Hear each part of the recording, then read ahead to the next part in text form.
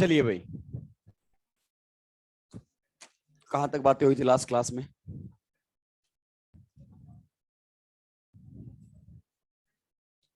चलिए, ये वाली बातें हो गई थी। दो रिएक्शन और बचे हैं, छोटी छोटी सुलटाते हैं, देन मेन टॉपिक पर आते हैं।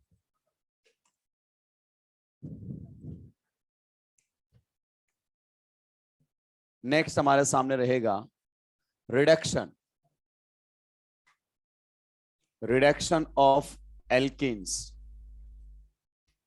And alkynes.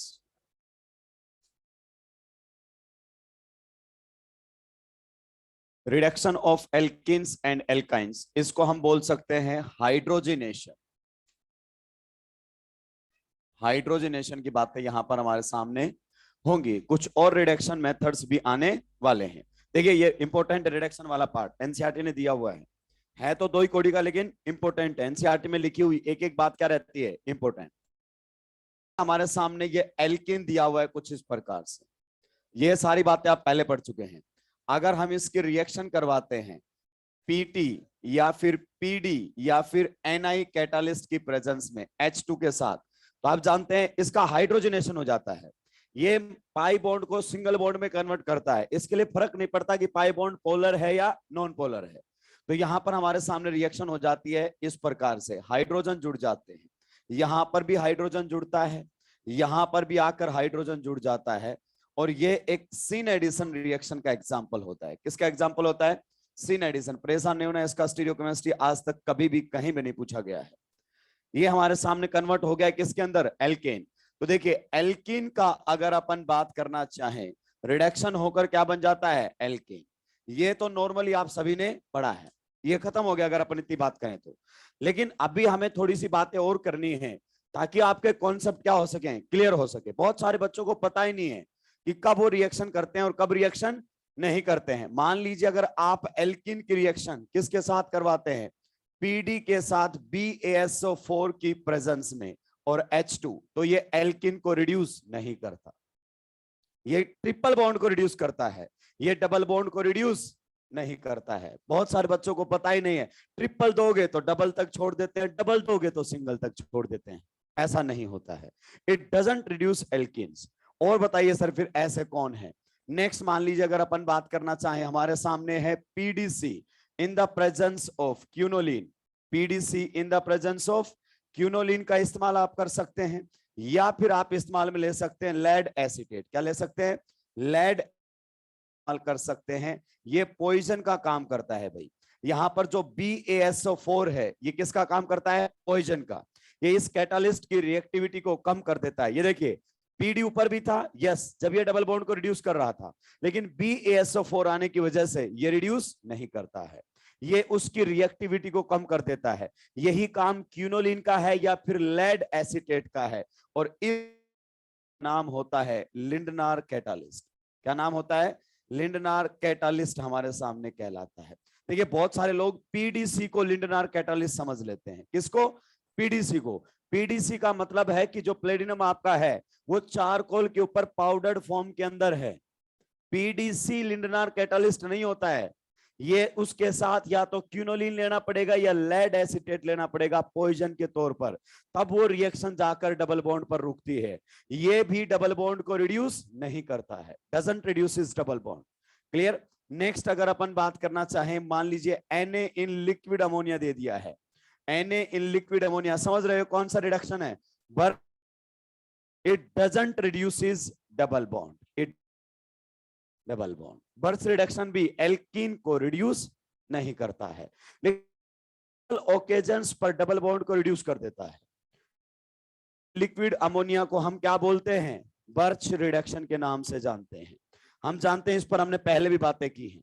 इस केस में डबल बॉन्ड ओकेजनली रिड्यूस हो जाता है। हालांकि बातें नहीं की हैं, लेकिन कई एग्जाम्स में वो पूछा जाता है। यहां तक जल्दी से सुलटाएंगे साथ के साथ। देखिए, मैंने आपको ये एक्स्ट्रा चीजें बताई हैं ताकि आपके कंफ्यूजन क्या हो जाए? क्लियर हो जाए। वरना अगर गलती से क्वेश्चन आ गया तो डबल को तो सिंगल में कर देते हैं और ट्रिपल को डबल में ले जाते हैं। ऐसा नहीं होता है, ये एल्केन्स को रिड्यूस नहीं करते हैं।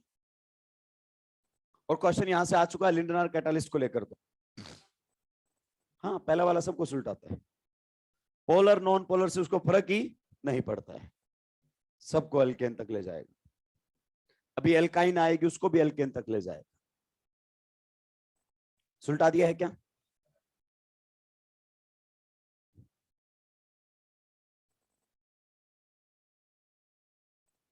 अब सुलटा है क्या? धीरे धीरे लिखने लग गए हो। चलिए देखिए, अगर पाई बॉन्ड कॉन्जुकेशन में होते हैं तो बर्थ रिडक्शन से रिड्यूस हो जाते हैं।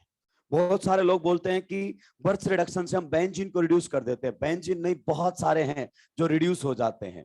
यहां पर हमारे सामने Na, कई बार क्या ले लेते हैं, लिथियम, सोडियम या लिथियम इन लिक्विड अमोनिया जब हम लेते हैं तो ये रिड्यूस हो जाता है। क्या हो जाता है? रिड्यूस। ऐसा नहीं है, दो पाई बॉन्ड अगर कॉन्जुकेशन में है तो रिड्यूस होते हैं, अगर वो आइसोलेटेड हैं तो वो रिड्यूस नहीं होते हैं। ये थोड़ी सी बात आपके सामने हटकर आई है, इसको थोड़ा सा ध्यान रखेंगे। If two pi bonds are in conjugation तो उनमें से रिडक्ट, दो में से एक रह जाता है, एक गायब हो जाता है। जरा ध्यान से सुनना इसमें। This is carbon number 1, this is carbon number 2, this is carbon number 3 and 4। आप बताइए 1 और 2 के बीच में क्या है? Double bond. 3 और 4 के बीच में क्या है? Double bond. लेकिन 2 और 3 के बीच में डबल बॉन्ड नहीं है। तो यहां पर दो में से एक पाई बॉन्ड रह जाएगा और पाई बॉन्ड वहां पर आ जाएगा जहां पर पहले कैसा बॉन्ड था? सिंगल। ये देखिए 2 और 3 में पहले कैसा बॉन्ड था? सिंगल। अब 2 और 3 में कैसा आ गया है? डबल। अगर पॉसिबल है तो कॉन्फ़िगरेशन कौन सा रहेगा? ट्रांस। अगर पॉसिबल है तो कॉन्फ़िगरेशन कौन सा रहेगा? Trans configuration. अगर पॉसिबल ही नहीं है तो फिर तो कुछ नहीं हो सकता, फिर तो सिस में भी आ जाएगा। अब बेंजीन की तरफ देखो, इसको बेंजीन मत मानो। आप बताइए क्या यहां पर दो पाई बॉन्ड कॉन्जुकेशन में है कि नहीं है? यहां पर मैं नंबरिंग कर दूं, ये 1, ये 2, ये रहेगा 3, 4, 5 एंड 6। तो मैंने 1, 2 और अगर अपन बात करें 3, 4 वाले पाई बॉन्ड पर नजर बना ली है। ये दोनों पाई बॉन्ड किस में है? कॉन्जुकेशन में। तो इन दोनों में से एक रिड्यूस हो जाएगा, एक रह जाएगा। क्या आप बता सकते हैं बचा हुआ पाई बॉन्ड कहां पर आएगा? जहां पर कैसा था पहले? सिंगल। ये हमारे सामने। क्या फर्दर रिडक्शन होगा? नहीं। Right now there is no conjugation. अब ये दोनों पाई बॉन्ड को गौर से देखिए, कॉन्जुकेशन में नहीं है। तो अगर पाई बॉन्ड का कॉन्जुकेशन नहीं है तो रिड्यूस नहीं करेगा डबल बॉन्ड को। अगर वो डबल बॉन्ड कॉन्जुकेशन में है then only it will be reduced. अब यहां पर इस पर इलेक्ट्रॉन डोनेटिंग विड्रॉइंग ग्रुप लगाकर खोपड़ा खराब नहीं करना है, क्योंकि एनसीईआरटी ने तो केवल ट्रिपल बॉन्ड का रिडक्शन दिया है। हम डबल बॉन्ड में ही आगे और चले गए, कुछ लोग इससे भी आगे चले जाते हैं। नहीं पूछता है भाई, नीट उस पर बात ही नहीं करेगा। बस इतना ध्यान रखना है, डबल बॉन्ड को कब रिड्यूस करेगा? जब वो कॉन्जुकेशन में होगा। किस में होगा? कॉन्जुकेशन में, बर्थ रिडक्शन के अंदर। छापिए, ये ध्यान रखना। बेंजीन वाला कई बार आ जाता है भाई, वो सीक्वेंस रिएक्शन में आ जाएगा, आपको परेशान होने की जरूरत नहीं है। कुछ क्वेश्चंस और आ गए हैं एल्डिहाइड कीटोन पर, धीरे धीरे आपकी पूरी प्रैक्टिस हो जाएगी। मॉड्यूल भी आप सोल्व करते रहेंगे और आप बाहर डाउट पूछ सकते हैं भाई, मैं अवेलेबल रहता हूं। एक एक बच्चे का डाउट बता के जाता हूं।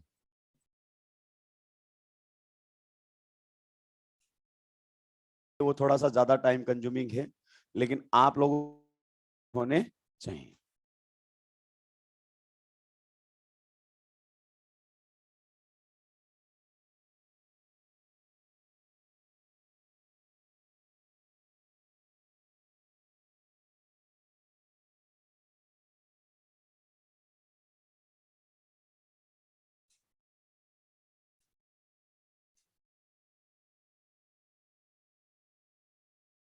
क्या गड़बड़ कर दिया?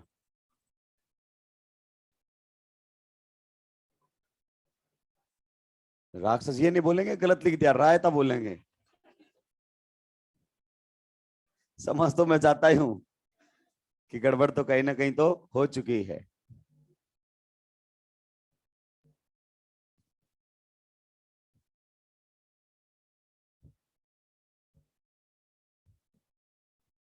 Na in liquid ammonia. क्या हो गया? ये तुमने इनको अवेयर कर दिया है। छोटे छोटे बच्चे चिल्ला लेते हैं, इनकी कोई नहीं सुनता है।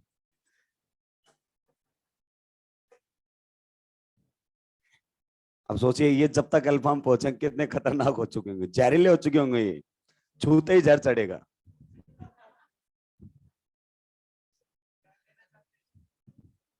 आप तो हैं ही जहरीले। चलिए देखिए, पहले क्वेश्चन में बात करेंगे। ट्रिपल बॉन्ड आपके सामने दिया हुआ है, एल्काइन बोलते हैं इसको। क्या बोलते हैं? एल्काइन। ध्यान से सुनते रहेंगे। ट्रिपल बॉन्ड सबसे पहले किस में रिड्यूस होगा? डबल बॉन्ड में। ट्रिपल बॉन्ड था, सबसे पहले रिड्यूस होगा डबल बॉन्ड में, और क्या बनेगा? एल्कीन।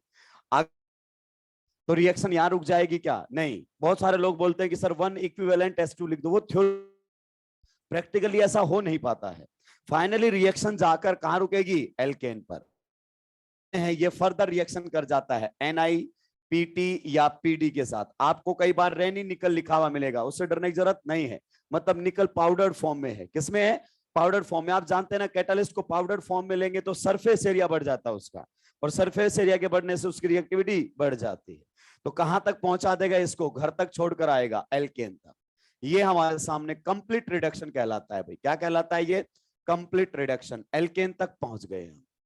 अगर आप चाहते हैं कि हम रिएक्शन को एल्कीन पर रोक लें, तो जो आपके कैटालिस्ट हैं उनकी रिएक्टिविटी आपको कम करनी पड़ेगी। रिएक्टिविटी क्या करनी पड़ेगी? कम। जैसे कि PD हमारे सामने था, BaSO4 आपने साथ में रख लिया है, तो ये पॉइजन का काम करता है। किसका काम करता है? पॉइजन का। पार्शियल रिडक्शन करने देगा। पार्शियल का मतलब एक बार हाइड्रोजनेशन करने देगा। अगर ट्रिपल बॉन्ड है तो इसमें किस में कन्वर्ट कर देगा? ट्रिपल बॉन्ड को डबल बॉन्ड में। और अगर आपका बना हुआ आइसोमेरिज्म कर रहा है तो कॉन्फ़िगरेशन कौन सा बनाएगा? ट्रिपल बॉन्ड को डबल बॉन्ड में ले जाएगा, सिस कॉन्फ़िगरेशन में। हमारे सामने आप जानते हैं इसको क्या बोलते हैं? लिंडनार कैटालिस्ट। तो ये भी ट्रिपल बॉन्ड को रिड्यूस कर देता है डबल बॉन्ड में, और कॉन्फ़िगरेशन कौन सी रहेगी? सिस। तो ये भी सिस कॉन्फ़िगरेशन के अंदर भेज देता है। नीचे वाला कुछ याद आया? हाइड्रोबोरेशन रिडक्शन सिन एडिशन का एग्जांपल है। तो यहां पर भी ट्रिपल बॉन्ड किस में जाएगा? डबल में, और कॉन्फ़िगरेशन कौन सा रहेगा? सिस। देखिए, सिस कॉन्फ़िगरेशन में ले जाने के तो हमारे पास नंबर ऑफ मेथड्स अवेलेबल है। सभी के अंदर कौन कराएगा?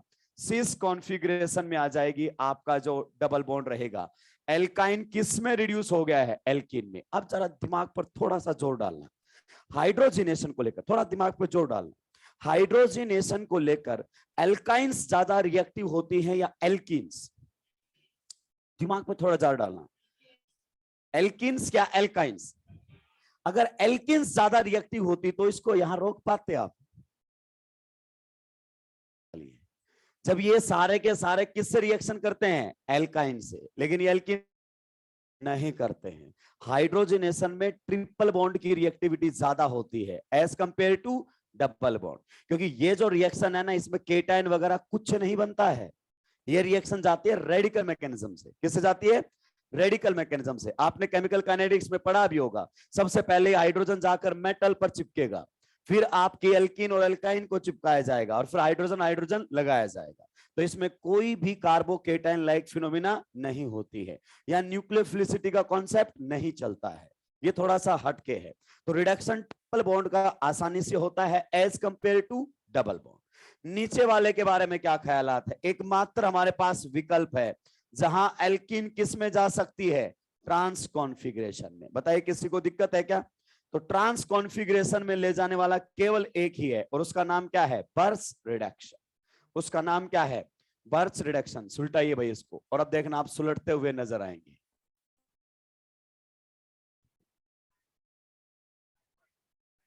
कहां पर? अबे ये क्या लिख रहा था मैं? Terminal alkyne. अब देखना दिमाग पर थोड़ा सा जोर पड़ेगा, क्योंकि तुमने टर्मिनल अल्काइंस को लेकर आधी बातें पढ़ी है, आधी बातें नहीं पढ़ी है। रिएक्शन करवाई गई है Na इन लिक्विड अमोनिया। देखिए, Na की जगह कई बार लिथियम भी लिया जा सकता है, उससे परेशान होने वाली बात नहीं है। मेटल है, मेटल से कोई फर्क पड़ेगा ही नहीं। रिएक्शन करवाई गई है PDBaSO4 के साथ, PDBaSO4 और H2। फिर यहां पाई गई है H2 in the presence of lindlar. कई बार नाम सीधा लिख देता है, ये तो और भी आसान है, लिंडनार कैटालिस्ट। अब आपको बताना है किस किस में रिडक्शन होगा और किस किस में रिडक्शन नहीं होगा। किस होगा और किस किस में रिडक्शन नहीं होगा, क्योंकि इसमें तुमने आधी अधूरी बातें सुनी।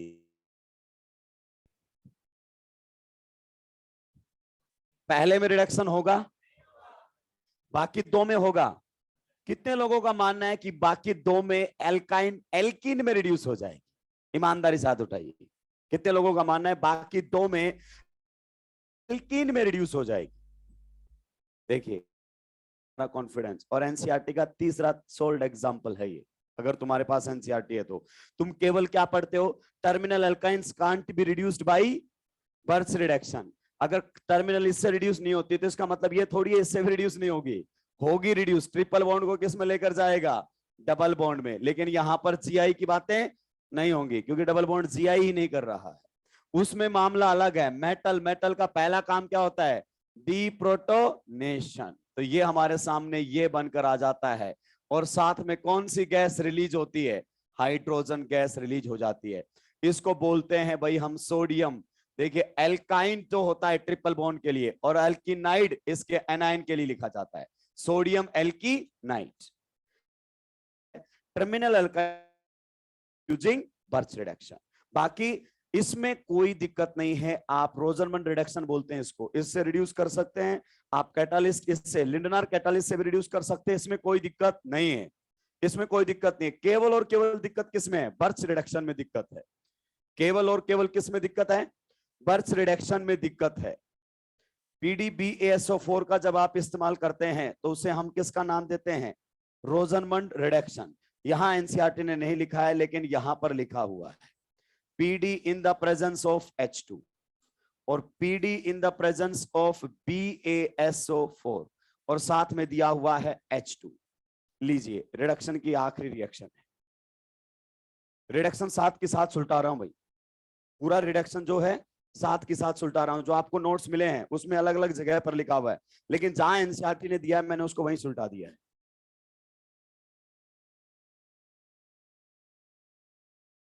कुछ याद आ रहा है? नीचे वाली रिएक्शन क्या एसिड हैलाइड को रिड्यूस करता है? यस, ये अल्कोहल तक ले जाता है। पहले किस में रिएक्शन करेगा? एल्डिहाइड। सबसे पहले ये रिड्यूस करता है किसके अंदर? एल्डिहाइड।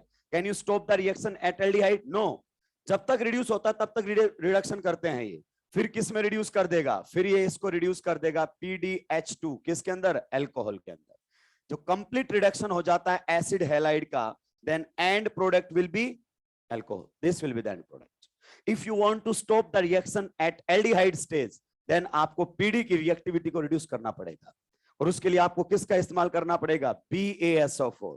अब देखो यही तो कर रहे हैं हम। पहले ट्रिपल बॉन्ड कहां तक जा रहा था? एल्केन तक। इसे बोलते हैं कंप्लीट रिडक्शन। लेकिन यहां रोककर हमने इसको क्या कर दिया है? पार्शियल रिडक्शन, कि अभी ये और रिड्यूस हो सकता था लेकिन हमने रिएक्शन को यहीं पर ही रोक दिया है। तो BaSO4 डालते ही एंड प्रोडक्ट आपका क्या रहेगा? Aldehyde. Aldehydes can't be further reduced. BaSO4 की प्रेजेंस में एल्डिहाइड का फर्दर रिडक्शन नहीं होता है, जैसे यहां डबल बॉन्ड का फर्दर रिडक्शन नहीं होगा। इसको हम बोलते हैं रोजरमुंड रिडक्शन। क्या बोलते हैं? रोजरमुंड बोल्डिशन के नाम से जाना जाता है। This reaction is given in preparation method of aldehydes. This reaction is given in preparation method of aldehydes. तो ये एक प्रकार की रिडक्शन रिएक्शन थी, यहां पर दी हुई है, सुलटा दी है। कभी गलती से अगर आप एनसीईआरटी पढ़ने की कोशिश करें तो आपको मिल जाएगा, बाकी मैं कहूंगा आपको पढ़ने की जरूरत है नहीं। अगर करना ही है तो इन टेक्स्ट क्वेश्चन कीजिए, एक्सरसाइज क्वेश्चन कीजिए, बाकायदा चेक कीजिए कि थ्योरी सारी आ चुकी है या नहीं आ चुकी है। अगर नोटबुक में है तो उसको पढ़ने का कोई फायदा नहीं है। मैं ऑलरेडी पढ़ के आता हूं आपको पढ़ाने के लिए, आपको इतनी टेंशन नहीं लेनी है। सुलटा दिया है क्या? देखिए रिडक्शन में बहुत सारी चीजें हमें ध्यान रखनी पड़ती है भाई। ऑक्सीडेशन रिडक्शन पूरा ही मेमोरी बेस्ड होता है। मास्टर भी 2-3 दिन पहले याद करने लगता है पढ़ाने से पहले। Yes, this is hard reality. अलग बात है कि हमें पता ही नहीं होता कि हमें समझ में आ गया है या याद हो गया है, क्योंकि एक चीज हमें 4 बार पढ़ानी पड़ती है दिन में, याद हो जाता है भाई ऑटोमेटिक। नया क्वेश्चन आता है तो बच्चा जल्दी कर लेता है, मास्टर से नहीं होता, क्योंकि मास्टर का दिमाग सीज हो चुका है, स्टूडेंट का दिमाग चलता है। सुलटा दिया है क्या? चलिए एक लाइन लिख दीजिए बस इसके अंदर। एक रिएक्शन और बची है, then we will start aromatic electrophilic substitution. Aromatic electrophilic तक आप अटेंड कर सकते हैं, बाकी आप मेजर की तैयारी कर सकते हैं। फ्री रेडिकल में कुछ भी नहीं है। जब आपके टेस्ट पेपर में आए आप ऑनलाइन भी देख सकते हैं अगर आपके पास टाइम कम है तो, क्योंकि उसमें ऐसी कुछ चीज नहीं होगी, कहीं म्यूट नहीं होगा। म्यूट तो वैसे बहुत कम करता हूं। क्या हो गया? मैं तो बता रहा हूं ना, क्योंकि इसमें तो आपको यहाँ पर अटेंशन लेने की जरूरत भी है, उसमें नहीं है। रेडिकल में चटा एक्स लगाया, चटा एक्स लगाया, एनपीएस वगैरह आएगा, चटा एक्स लगा, बहुत सिंपल रहेगा वो तो जितना आसान पार्ट है वो उतना ही बचा के रखा है पीछे। सुलटा दिया है क्या? बस एक लाइन लिख दीजिए, terminal alkynes can't be reduced using Birch reduction. याद कीजिए, बात हमें पहले से पता है, SN2 में ही कई बार हमें इसका इस्तेमाल ले चुके हैं। Terminal alkynes can't be reduced using Birch reduction. Terminal alkynes can't be reduced using Birch reduction. हम बर्च रिडक्शन की मदद से टर्मिनल एल्काइंस को रिड्यूस नहीं कर सकते। नेक्स्ट और लास्ट हेडिंग रहेगी, test for acidic nature of terminal alkynes. Test for acidic nature of terminal alkynes. Test for acidic nature of terminal alkynes.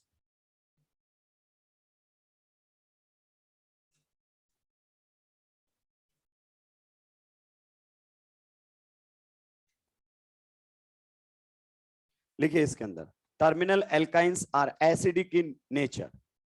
Terminal alkynes are acidic in nature. आप जानते हैं क्योंकि उनके पास वो हाइड्रोजन है जो sp हाइब्रिडाइज्ड कार्बन से जुड़ा हुआ है। Terminal alkynes are acidic in nature. चलिए ध्यान से सुनेंगे मेरी बात को। मान लीजिए ये हमारे सामने टर्मिनल एल्काइन है, हमें तो पता है कि टर्मिनल एल्काइंस एसिडिक होती हैं, रीजन बीइंग इसकी हाइब्रिडाइजेशन क्या है, sp। देखिए आप अपने जीओसी में जाना, और जीओसी में AIPMT ने क्वेश्चन पूछा हुआ है एसिडिक स्ट्रेंथ का, एल्केन, एल्कीन, एल्काइन। क्लियर? वो क्वेश्चन जो है वो यहीं से एनसीईआरटी से है। एनसीईआरटी की लाइन को सीधा उठाकर क्वेश्चंस में कन्वर्ट किया जाता है।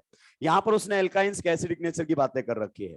तो ये जो हाइड्रोजन है, this hydrogen is acidic in nature, क्योंकि sp हाइब्रिडाइज्ड कार्बन से जुड़ा H है। मोर परसेंटेज एस करेक्टर, मोर ईएन, और ईएन ज्यादा होगी तो H का एसिडिक नेचर भी बढ़ेगा। लेकिन हमें ये तो पता ही एसिडिक है, हमें प्रूफ देना है कि H एसिडिक है। कोई ऐसे रिएक्शंस जिसमें क्या आ जाए, ऑब्जर्वेशन। देखिए हम 9th-10th में पढ़ते हैं कि acidic compounds react with metal and release hydrogen gas. इसी वजह से तो यहां बर्च रिडक्शन नहीं हो पाता है, क्योंकि मेटल अपना पहला काम कर जाता है, क्या, डीप्रोटोनेशन। तो यहां पर ये रिड्यूस ही नहीं हो पाता है, यही लिमिटेशन है बर्च रिडक्शन का। आप देखिए क्या यहां बर्च रिडक्शन हो पाया, नहीं हो पाया, इसी वजह से, क्योंकि ये एसिडिक H होता है, सुलट जाता है। तो यहां पर हमारे सामने फॉर्मेशन किसकी हो जाएगी, फॉर्मेशन हो जाएगी सोडियम एल्कीनाइड की। किसकी फॉर्मेशन हो जाएगी, सोडियम एल्कीनाइड, जो कि SN2 के लिए आपके लिए एक न्यूक्लियोफाइल का काम कर सकता है। किसका काम कर सकता है, न्यूक्लियोफाइल का। बताइए हाइड्रोजन गैस का रिलीज होना ऑब्जर्वेशन है कि नहीं है, यस। इससे कंफर्म होता है कि ये वाला जो H आपका है वो एसिडिक है। नेक्स्ट अगर अपन बात करें, मान लीजिए ये हमारे सामने टर्मिनल एल्काइन दिया हुआ है, रिएक्शन करवाया जाता है टोलेंस रिएजेंट के साथ। रिएक्शन किसके साथ करवाया जाता है, टोलेंस रिएजेंट के साथ। कई दफा आपको ये रिएक्शन दिखाई देगी, यहां पर है प्लस, यहां पर है माइनस। एसिडिक मीडियम में जो टोलेंस रिएजेंट है वो ब्रेक हो जाता है भाई, इट्स ए कोऑर्डिनेशन कंपाउंड। ये कैसा कंपाउंड है, कोऑर्डिनेशन कंपाउंड। अगर आप इसमें एसिड डाल देते हैं तो ये ब्रेक हो जाता है। ये आपने अभी नहीं पढ़ा आपके लेवल पर, आपके लेवल पर डिस्कस जरूर किया जाता है स्टेबिलिटी ऑफ कोऑर्डिनेशन कंपाउंड्स, लेकिन कोऑर्डिनेशन कंपाउंड को ब्रेक कैसे किया जाता है वो सारी बातें आपके लेवल पर डिस्कस। आपने एसिड डाल दिया तो वो क्या हो जाएगा, ब्रेक हो। इस H का अगर एसिडिक नेचर हुआ तो ये कॉम्प्लेक्स क्या है, ब्रेक हो जाएगा। इसे ही हम किसके नाम से जानते हैं, टोलेंस रिएजेंट के नाम से जानते हैं। किसके नाम से जानते हैं, टोलेंस रिएजेंट के नाम से हम इसको जानते हैं। और जैसे ही आप रिएक्शन करवाओगे ये कॉम्प्लेक्स है वो ब्रेक हो जाएगा। किसकी फॉर्मेशन हो जाएगी हमारे सामने, सिल्वर एल्कीनाइड की। किसकी फॉर्मेशन हो जाएगी, सिल्वर एल्कीनाइड की फॉर्मेशन हो जाएगी। साथ में क्या निकलेंगे, 2 मोल अमोनिया फ्री हो चुके हैं। साथ में हमारे सामने कौन बनकर आएगा, वाटर। ये जो सिल्वर एल्कीनाइड होता है ये व्हाइट प्रेसिपिटेट होता है भाई, क्या होता है, व्हाइट पीपीटी। कई बार पूछता है कि which of the following will with Tollens reagent. तो टर्मिनल एल्काइंस, अगर यहां पर एल्काइन आपकी कौन सी होती, इंटरनल, मान लीजिए ये आपके सामने एल्काइन दी, टोलेंस रिएजेंट के साथ रिएक्शन करवाते, नो रिएक्शन। अबे अगर यहां पर अगर अपन रिएक्शन करवाते तो यहां रिएक्शन नहीं होती। ये देखिए ये केवल एसिडिक मीडियम के अंदर ये कॉम्प्लेक्स जो है वो ब्रेक हो जाता है, इनका एसिडिक नेचर नहीं है। तो टर्मिनल एल्काइन तो इसके साथ व्हाइट पीपीटी देते हैं, इंटरनल एल्काइंस रिएक्शन नहीं करते, नो रिएक्शन, कोई ऑब्जर्वेशन नहीं आती, रिएक्शन नहीं होती है। इसी प्रकार से एक हमारे सामने कॉपर का कॉम्प्लेक्स भी होता है, वो भी ब्रेक हो जाता है, किसमें? टर्मिनल एल्काइंस के साथ रिएक्शन करके। बस सेंट्रल मेटल है वो बदल दीजिए, कौन हो जाएगा? कॉपर। ये हमारे सामने आ जाएगा। अगर यहां पर भी आपने रिएक्शन करवाई तो यहां पर रेड पीपीटी की फॉर्मेशन हो जाएगी। यहां पर बॉन्ड कौन बना लेगा? कॉपर। रेड पीपीटी की फॉर्मेशन हमारे सामने होगी। वही यहां पर भी कौन निकलने वाला है? यहां पर भी 2 मोल अमोनिया के निकल जाएंगे, साथ में कौन निकल जाएगा? वाटर। तो ये 3 रिएक्शंस हैं जो टर्मिनल एल्काइंस के एसिडिक नेचर को कंफर्म करती हैं। ये 3 रिएक्शंस हैं जो टर्मिनल एल्काइंस के एसिडिक नेचर को कंफर्म करती हैं, आती रहती हैं भाई बार बार। कॉपर वाला लोगे तो इस केस में रेड पीपीटी बनता है, टॉलरेंस रिएजेंट के साथ व्हाइट पीपीटी बनता है। सिल्वर मिरर नहीं बनता है, व्हाइट पीपीटी। सिल्वर मिरर नहीं, व्हाइट प्रेसिपिटेट। सिल्वर मिरर अलग तरीके से बनता है, उसमें तो एजी डिपॉजिट हो जाता है मेटालिक फॉर्म के अंदर। बात करेंगे टॉलरेंस रिएजेंट के टाइम पर, आ जाएगा ऐसे भी। सुलटा दिया है क्या? तो ये आपका इलेक्ट्रोफिलिक एडिशन रिएक्शन कंप्लीट है। एनसीईआरटी आपके पास है, देख सकते हो, कुछ भी नहीं छोड़ा गया है। उसके अलावा खोपड़ा खराब करने की जरूरत है नहीं। टिल्डन्स रिएजेंट जितना हो सके स्टीरियोकेमिस्ट्री को उतना यहां अवॉइड करना, क्योंकि यहां से स्टीरियोकेमिस्ट्री आज तक कभी क्वेश्चन आया भी नहीं है और आने की पॉसिबिलिटी भी नहीं है। उसने स्टीरियो का इंट्रोडक्शन ही जाकर एल्काइल हैलाइड में दिया है।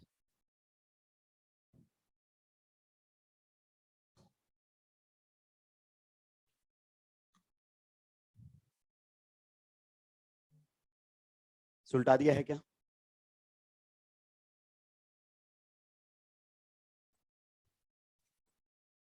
एक से 1.5 पेज छोड़कर हेडिंग लगाएंगे, aromatic electrophilic substitution reactions, reactions of benzene.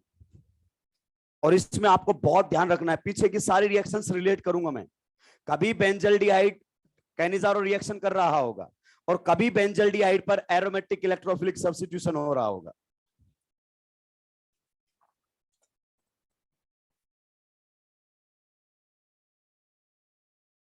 क्या बेटा?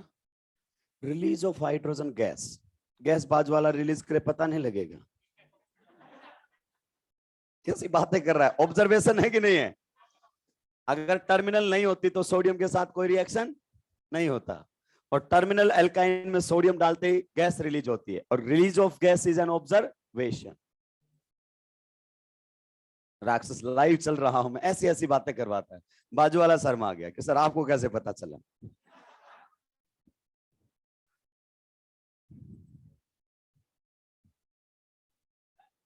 लास्ट वाला नेक्स्ट हमारे सामने रहेगा। इंपॉर्टेंट टॉपिक आ गया है भाई, aromatic electrophilic substitution. Aromatic electrophilic substitution, इसको हम इस प्रकार से लिखते हैं SEAR, एरोमेटिक इलेक्ट्रोफिलिक सब्स्टिट्यूशन। यानी कि हम इलेक्ट्रोफिलिक सब्स्टिट्यूशन रिएक्शंस पढ़ने वाले हैं। पहले इसमें छोटी छोटी जो बातें एनसीईआरटी पर कर देता हूं, क्योंकि फिर आपको एनसीईआरटी पढ़ने की जरूरत नहीं पड़ेगी। कुछ एरोमेटाइजेशन रिएक्शन दे रखे हैं, जैसे एन हेक्सेन को जब आप हीट करते हैं किसकी प्रेजेंस में? Al2O3 Cr2O3 की प्रेजेंस में, CrO3 और साथ में उसने लिखा हुआ है एल्यूमिना, वो वर्डिंग में लिखा हुआ है। तो एन हेक्सेन किस में कन्वर्ट हो जाता है? बेंजीन में। और एन हेप्टेन टोल्यूइन के अंदर कन्वर्ट हो जाता है। तो कुछ छोटी छोटी बातें हैं, उसको मैं ले लेता हूं। सबसे पहले प्रिपरेशन ऑफ बेंजीन। भाई यहां पर आप बिल्कुल भी दिमाग नहीं लगाएंगे, ये याद रखने वाली बात है जब तक मैकेनिज्म ना शुरू हो जाए। प्रिपरेशन ऑफ बेंजीन, बहुत सिंपल सी रिएक्शंस हैं, याद हो जाएंगे आपको। सीक्वेंस रिएक्शंस में जब आएंगे परेशान होने की जरूरत नहीं है। प्रिपरेशन ऑफ बेंजीन अब याद दिलाते रहना कहां कहां से प्रिपेयर की जा सकती है। सबसे पहला मेथड हमारे सामने आता है जो एनसीईआरटी ने लिखा है, cyclization of alkenes. Cyclization of alkenes, ये देखिए ये कुछ इस प्रकार से हमारे सामने दिया हुआ है, 1 2 3 4 5 और 6। तो ये बन गया हमारे सामने एन हेक्सेन। हेक्सेन बोले तो नॉर्मल हेक्सेन। जब आप इसको हीट करते हैं Al2O3 साथ में कौन रहेगा? Cr2O3 की प्रेजेंस में जब आप इसको हीट करते हैं, टेम्परेचर कई बार लिख देता है 873 केल्विन।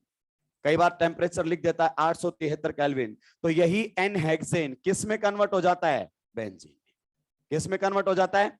बेंजीन में। आप इसका जनरल मोलिकुलर फॉर्मूला बता सकते हैं? मोलिकुलर फॉर्मूला क्या होगा? एन हेक्सेन में कार्बन कितने हैं? 6, तो हाइड्रोजन कितने होंगे? दुगने से 2 ज्यादा। इसका मोलिकुलर फॉर्मूला यही है क्या? यस। इसमें बेंजीन का बताओ जरा, C6H6। बताइए यहां से यहां आने पर क्या कम हुए हैं? केवल यहां से और यहां आने पर क्या कम हुए हैं? हाइड्रोजन। तो क्या ये रिएक्शन डिहाइड्रोजनेशन का एग्जांपल है? यस। हाइड्रोजनेशन मतलब हाइड्रोजन का जुड़ना, डिहाइड्रोजनेशन मतलब हाइड्रोजन का हटना, तो ये डिहाइड्रोजनेशन का एग्जांपल है। इसी प्रकार से अगर हमारे सामने एन हेप्टेन होता, बता सकते हैं एन हेप्टेन में कितने कार्बन होंगे? 7। तो अगर यहां रिएक्शन करवाई जाती है Al2O3 के साथ इन the presence of Cr2O3 and heat, temperature condition वही रहेगा, तो ये किसके अंदर कन्वर्ट हो जाता है? टोलिन के अंदर कन्वर्ट हो जाता है। ये हमारे सामने टोलिन बनकर आ जाता है। ये दोनों ही रिएक्शन किसका एग्जाम्पल है? डिहाइड्रोजिनेशन का। डिलीट कर दे किसको? हाइड्रोजन्स को। केवल हाइड्रोजन्स कम हुए हैं प्रोडक्ट की तरफ आते हुए, कार्बन उतने के उतने हैं। So both the reactions are example of dehydrogenation. दोनों रिएक्शन डिहाइड्रोजिनेशन का एग्जांपल है। ये एनसीईआरटी ने दिया हुआ है, साइक्लाइजेशन एल्केन के अंदर पूरा कवर हो जाएगा, परेशान होने की जरूरत नहीं है। सुलटा दिया क्या? कुछ और अब तुम्हें याद आएगा। एसिटाइलिन, कुछ याद आया इससे? एसिटाइलिन बोलते हैं भाई लोगों, इसको ध्यान से सुनना, नाम से कंफ्यूज मत हो जाना। पीछे इन आता है, ऐसा लगता है डबल बॉन्ड होगा, लेकिन है क्या? Triple bond. एसिटाइलिन को जब आप पास करते हैं किसके through? Red hot, red hot copper tube या फिर रेड हॉट आयरन ट्यूब के थ्रू जब आप इसको पास करते हैं, कुछ जगह पर रेड हॉट कॉपर लिख दिया जाता है, कुछ जगह पर रेड हॉट अगर अपन बात करना चाहें तो आयरन ट्यूब लिख दिया जाता है। जब ये यहां से पास होता है तो इसके 3 मोल मिलकर क्या बना देते हैं? बेंजीन। आप बताइए क्या ये डिहाइड्रोजनेशन का एग्जाम्पल है? क्या ये डिहाइड्रोजनेशन का एग्जाम्पल है? नहीं। कहीं भी हाइड्रोजन कम नहीं हुए। कितने हाइड्रोजन है इधर? 6, उधर भी कितने हैं? 6। कितने कार्बन है? 6, उधर भी कितने हैं? 6। तो ये एरोमेटाइजेशन रिएक्शन है। कौन सी रिएक्शन है? एरोमेटाइजेशन। भाई इनके मैकेनिज्म जानने की जरूरत नहीं है, कभी नहीं पूछा जाता है। अगर इसके प्रोपेन के 3 मोल अगर ले लिए जाएं और वही हम पास कर दें, कहां से? या तो रेड हॉट आयरन ट्यूब से या रेड हॉट कॉपर ट्यूब से, बताएंगे यहां पर किसकी फॉर्मेशन हो जाएगी? किसकी फॉर्मेशन हो जाएगी? यस, बिल्कुल सही जवाब दिया कुछ लोगों ने, मेसिटाइलिन। कई बार तो वो यही पूछ लेता है कि बताइए which of the following is mesitylene. तो यहां पर हमारे सामने फॉर्मेशन हो जाती है मेसिटाइलिन की। याद कैसे रखते हैं? देखिए मेसिटाइलिन जब भी आपसे पूछेगा ना, आपको कंफ्यूज करेगा 3 CH3 में। किस में कंफ्यूज करेगा? 3 CH3 में, अलग अलग जगहों पर लगा कर देगा। मेसिटाइलिन के अंदर तीनों CH3 एक दूसरे की मेटा पर होते हैं, एक दूसरे की मेटा पर होते हैं। M4 मेसिटाइलिन और M4 मेटा, यानी कि तीनों CH3 एक दूसरे की मेटा पोजीशन पर होने चाहिए। सुलटाएंगे इसको तो कोई रिएक्शन से भाई,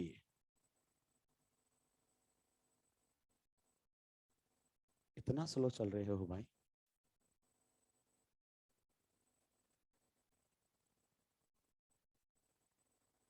फिनोल की रिएक्शन जब आप जिंक डस्ट के साथ करवाते हैं, तो ये चैप्टर फिनोल में तो उसकी केमिकल रिएक्शन दी हुई है और यहां उसका प्रिपरेशन मेथड है। किस में कन्वर्ट हो जाता है? बेंजीन में। साथ में कौन बन जाता है? Zn। नंबर 4 पता हूं ये आपको पता होगा, बेंजोइक एसिड का सोडा लाइम डिकार्बोक्सिलेशन रिएक्शन करवाई जाती है NaOH.CaO और हीट में। आप बता सकते हैं इस रिएक्शन का इंटरमीडिएट क्या था? कार्बेनायन। ये उड़ा दे, एनायन बना दे। इसमें ये किस रेशियो में होते हैं? 3:1। तो किसकी फॉर्मेशन हो जाती है? बेंजीन की फॉर्मेशन हो जाती है। ये लीजिए भाई लोगों, this is the preparation method of benzene. ये बेंजीन के कुछ प्रिपरेशन मेथड्स हमारे सामने हैं। उसके साथ उस जैसी भी कुछ रिएक्शंस है उनको भी अपन ने सुलटा दिया है।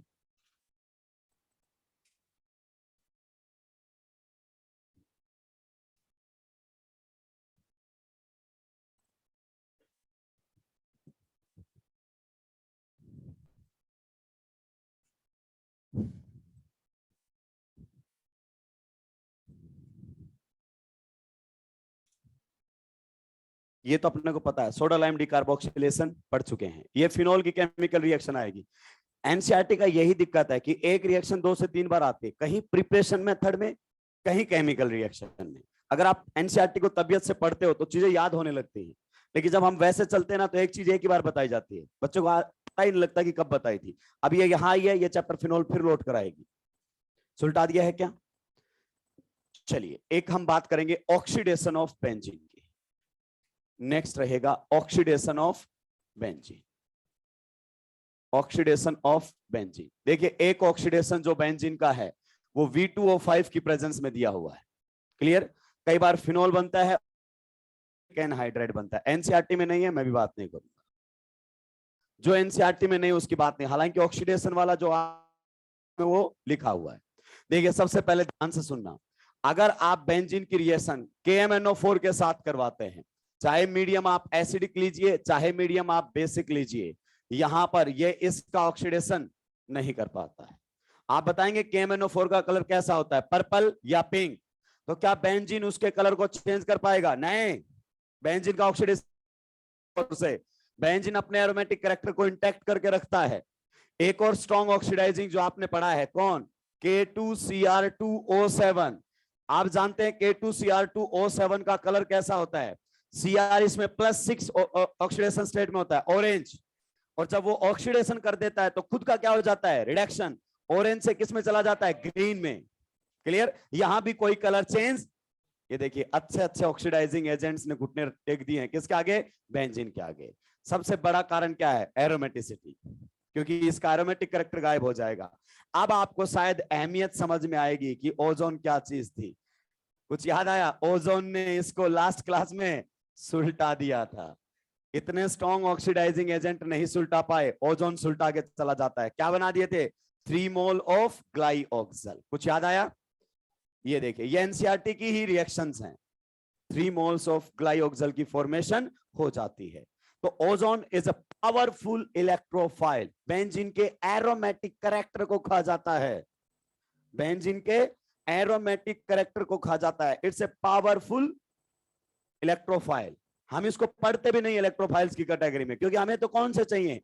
इनकम्प्लीट ऑक्टेट वाले ऐसी ऐसी छोटी छोटी बातें करते रहते हैं। एनसीईआरटी के इलेक्ट्रोफाइल्स को नहीं पढ़ पाते हैं कभी। सुलटा दिया है क्या? चलिए देखिए यहां तक मैंने कुछ भी नहीं समझा है, ये सारी इंफॉर्मेशन बेस्ड बात थी। अभी तक कोई चीज आपको समझ में नहीं भी आई तो मैं आपको बता रहा हूं मैंने समझाई ही नहीं, क्योंकि वो सारी की सारी सीधी लिखी हैं। और अब बातें शुरू होंगी समझने वाली। सबसे पहले आएंगे कंफ्यूजन्स। ये रिएक्शन हो रही है, ये रिएक्शन नहीं हो रही है, फिर वही confusions through out the chapter क्या किए जाएंगे? क्लियर किए जाएंगे। वही confusions through out the chapter क्या किए जाएंगे?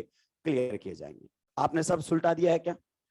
ये देखो बेंजीन का ऑक्सीडेशन हो रहा है? नहीं, लेकिन बेंजीन का नहीं हो रहा, फिनोल का होना शुरू हो जाएगा, एनिलीन का होना शुरू हो जाएगा। बेंजीन अपने आप में ऑक्सीडाइज नहीं होता है, लेकिन बेंजीन पर कोई ऐसा ग्रुप लगा पर इलेक्ट्रॉन डेंसिटी बढ़ा रहा है तो बेंजीन सुलटने लगेगा। More will density, easy will be the oxidation. बताइए what is oxidation? Removal of electrons is known as oxidation. तो अगर बेंजीन पर गलती से आपने OH लगा दिया या बेंजीन पर गलती से आपने क्या लगा दिया है? NH2, तो यही दोनों oxidising agents like K2Cr2O7 oxidise कर देगा। इसको क्या कर देगा? ऑक्सीडाइज। और ये इसके अंदर ऑक्सीडाइज हो जाता है। ये दिया हुआ आपके चैप्टर के अंदर, फिनोल के अंदर। रुकिए, थोड़ा दिमाग पे जोर डालिए, मेरी बात को सुनना, क्योंकि बहुत सारे लोगों को समझ में नहीं आता है। क्या यहाँ K2 और Cr2 बेंजीन का ऑक्सीडेशन कर पाया? नहीं, लेकिन फिनोल का कर देता है, एनिलीन का कर देता है। ये ऑक्सीडाइजिंग एजेंट की प्रेजेंस में सुलट जाते हैं। और उनको सुलटाने वाला कौन है? ये OH और NH2, क्योंकि ये अपना +R लगाकर बेंजीन पर इलेक्ट्रॉन डेंसिटी को बढ़ा देते हैं। और जितनी ज्यादा इलेक्ट्रॉन डेंसिटी होगी बेंजीन पर, उसके ऑक्सीडेशन होने के चांसेस उतने ही ज्यादा होंगे। तो बेंजीन का ऑक्सीडेशन नहीं होता है, लेकिन जैसे ही उस पर OH या NH2 लगा तो उसका ऑक्सीडेशन हो जाता है। और उसके ऑक्सीडेशन का कारण है इन ग्रुप्स का +R इफेक्ट, इन ग्रुप्स का +R इफेक्ट। क्या ये बात आपको समझ में आई है? This reaction is given in NCERT chapter phenol में दिया हुआ है ये। चलिए नेक्स्ट हेडिंग लगाएंगे, mechanism of SEAR।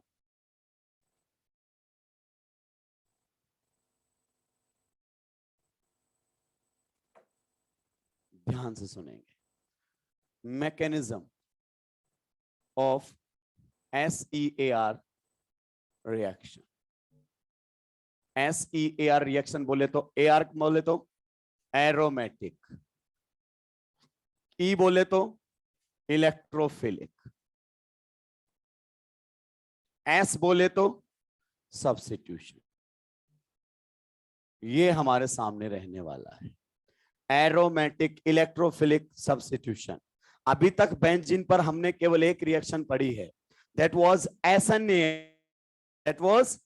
SNAR given by aryl halides. कब होता था? जब हेलोजन की ऑर्थो या पैरा पर एट लीस्ट एक NO2 ग्रुप होता था, एट लीस्ट एक NO2 ग्रुप होता था, वो था न्यूक्लियोफिलिक एरोमेटिक सब्स्टिट्यूशन। इस बार हमारे सामने क्या रहेगा? इलेक्ट्रोफिलिक एरोमेटिक सब्स्टिट्यूशन, यानी कि दूसरे इलेक्ट्रोफाइल को रिप्लेस करता हुआ नजर आएगा। ध्यान से सुनेंगे, एक साथ छाप लेंगे आप। ये हमारे सामने बेंजीन है। क्या है? बेंजीन। ध्यान से सुनते रहना भाई। अगर आप इसकी रिएक्शन HX के साथ करवाते हैं, HCl, HBr, HI के साथ, तो ये इनके मुंह पर साफ बोल देता है नो रिएक्शन। आप सुनना ध्यान से, जब हम एल्कीन के साथ रिएक्शन करवा रहे थे, HX साइड हो रहा था डबल बॉन्ड के ऊपर, क्या है? क्या बेंजीन न्यूक्लियोफाइल नहीं? बेंजीन के पास पाई बॉन्ड नहीं है? फिर ये रिएक्शन क्यों नहीं बताएंगे आपको? क्योंकि अगर आपने एडिशन करवा दिया तो इसका एरोमेटिक कैरेक्टर क्या हो जाएगा? साफ। और ये बिल्कुल पसंद नहीं है इसको। बताइए, sp3 कार्बन आ गया कि नहीं आ गया? एरोमेटिक नहीं रह सकता भी है। तो ये अपने डबल बॉन्ड पर एडिशन नहीं होने देता है, एरोमेटिसिटी को बचाकर रखता है। अगर आप इसकी रिएक्शन Br2 के साथ करवा देते हैं इन द प्रेजेंस ऑफ CCl4, ये साफ बोल देता है नो रिएक्शन। यानी कि ये ब्रोमीन के रेडिश ब्राउन कलर को डिकलराइज नहीं करता है। जैसा एल्कीन्स में हो जाता था, ऐसा यहां पर नहीं होगा कि डबल बॉन्ड के ऊपर कौन जुड़ जाए? Br। ऐसा नहीं होता है, नहीं जुड़ता है, डबल बॉन्ड पर ये एडिशन नहीं दिखाता है। ध्यान से एक एक बात आपको क्लियर होगी। यही Br2 Fe की प्रेजेंस में रिएक्शन कर जाता है, यही Br2 Fe की प्रेजेंस में रिएक्शन कर जाता है। लेकिन उस केस में यहां प्रोडक्ट जो बनता है उसमें ब्रोमो, साथ में क्या बनता है? HBr। अब हमें सोचना है, नहीं हुई और यहां रिएक्शन हो गई, क्यों? टाइम आने। ये पहले सारे कंफ्यूजन में, फिर थ्रू आउट द चैप्टर ये कंफ्यूजन क्या होंगे? क्लियर। नेक्स्ट मान लीजिए, अगर अपन बात करना चाहें, हमारे सामने Cl2 दिया हुआ है इन the presence of CCl4, reaction करेगा क्या? नहीं, नो रिएक्शन। Cl2 के साथ रिएक्शन ही नहीं करता है। लेकिन वही Cl2 जब किसकी प्रेजेंस में आ जाता है? AlCl3 की प्रेजेंस में, तो यहां पर क्लोरोबेंजीन बन जाता है। अब हमारे दिमाग में ये डाउट आने चाहिए कि कभी रिएक्शन हो रही है और कभी रिएक्शन नहीं हो रही है। इसका मतलब यहाँ Fe का कोई रोल रहा होगा, यहां पर AlCl3 का कोई रोल रहा होगा। जब वो है तो रिएक्शन हो रही है, जब वो नहीं है तो रिएक्शन नहीं हो रही। रोल क्या है वो तो रिएक्शन में क्लियर होगा, क्योंकि अभी तो अपन ने इसकी रिएक्शंस भी शुरू नहीं की है। मान लीजिए ये आपके सामने है, रिएक्शन करवाई गई है Cl2 के साथ एक्सेस में, या तो हीट दे देते हैं या फिर HNU दे देते हैं। इस बार बेंजीन चाहकर भी नहीं बच पाएगा, सुलट ही जाता है बेंजीन, और हमारे सामने बनकर आता है BHC, बेंजीन हेक्सा क्लोराइड। ये सुलट जाता है। इसका मैकेनिज्म एकदम अलग है, टाइम आने पर यह मैकेनिज्म भी डिस्कस होगा। तो आने वाले दिनों में हमें यही रिएक्शंस देखनी है कि यहां रिएक्शन क्यों नहीं हो रही, यहां रिएक्शन क्यों नहीं हो रही, यहां रिएक्शन हुई तो कैसे हुई। क्या आपने प्रोडक्ट में एक ऑब्जर्व की बेंजीन का एरोमेटिक कैरेक्टर अभी बचा हुआ है? क्या यहां पर ऑब्जर्व की? यस, बेंजीन में एरोमेटिक कैरेक्टर अभी भी बचा हुआ है। यानी कि बेंजीन ऐसे रिएक्शन करता है जिसमें वो अपने एरोमेटिक कैरेक्टर को बचा के रखता है, जिसमें वो अपने एरोमेटिक कैरेक्टर को बचा के रखता है। यही खास बात है, बेंजीन अपने एरोमेटिक कैरेक्टर को नहीं जाने देता। बेंजीन अपने एरोमेटिक कैरेक्टर को नहीं जाने देता। वो एडिशन रिएक्शन इसीलिए शो नहीं करता है क्योंकि उसमें उसका एरोमेटिक कैरेक्टर खत्म हो जाता है और वो उस एरोमेटिक कैरेक्टर को खत्म होने नहीं देना चाहता। बेंजीन केवल एक ही कंडीशन पर रिएक्शन करेगा कि रिएक्शन से पहले उसको उसका एरोमेटिक कैरेक्टर वापस चाहिए, उसको रिटेन करना है अपने एरोमेटिक कैरेक्टर को। याद कीजिए SNAR में भी इसी कंडीशन पर रिएक्शन हुई थी कि मुझे मेरा एरोमेटिक कैरेक्टर आखिरी में क्या चाहिए? वापस। और जहां उसका एरोमेटिक कैरेक्टर गायब हुआ था वही रिएक्शन का क्या था? RDS, रिडिटरमाइनिंग step.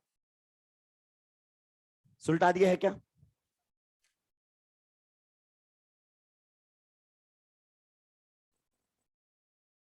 अभी ये मत पूछना कि सर ये रिएक्शन कैसे हो गई, ये कैसे हो गई, ये आने वाले चैप्टर में पढ़ाऊंगा, ये कैसे हो गई आने वाले चैप्टर में यही पढ़ाने वाला हूं। अभी तो लिख रहे हैं हम कि कभी रिएक्शन हो रही है, कभी रिएक्शन नहीं हो रही है, ऐसा चल क्यों रहा है। सुलटा दिया है क्या? बहुत धीरे धीरे लिखने लग गए। एक टाइम था जब स्पीड बढ़ गई थी अपनी।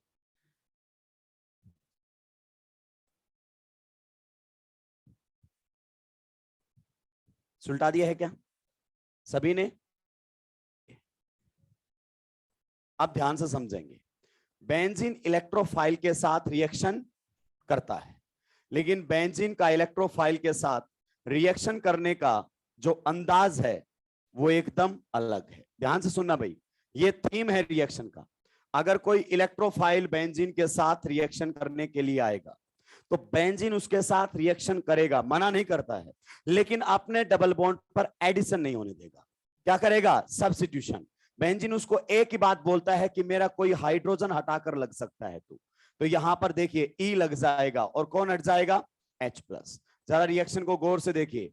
One electrophile is replacing other electrophile, the reaction is known as electrophilic substitution. इसी रिएक्शन को हम क्या बोलते हैं? इलेक्ट्रोफिलिक सब्स्टिट्यूशन रिएक्शन, ESR, इलेक्ट्रोफिलिक सब्स्टिट्यूशन reaction. One electrophile is replacing other electrophile, hence the reaction is electrophilic substitution. Hence the reaction is electrophilic substitution. ध्यान से सुनना। अब ये कैसे हुआ है उसके मैकेनिज्म की हम बात करते हैं। इसकी बात करते हैं मैकेनिज्म की। बिल्कुल इलेक्ट्रोफिलिक एडिशन रिएक्शन की तरह चलने वाला रिएक्शन होगा, एग्जैक्टली वैसे ही चलेगा। बताइए इलेक्ट्रोफिलिक एडिशन रिएक्शन में पहले कौन जुड़ता था? इलेक्ट्रोफाइल।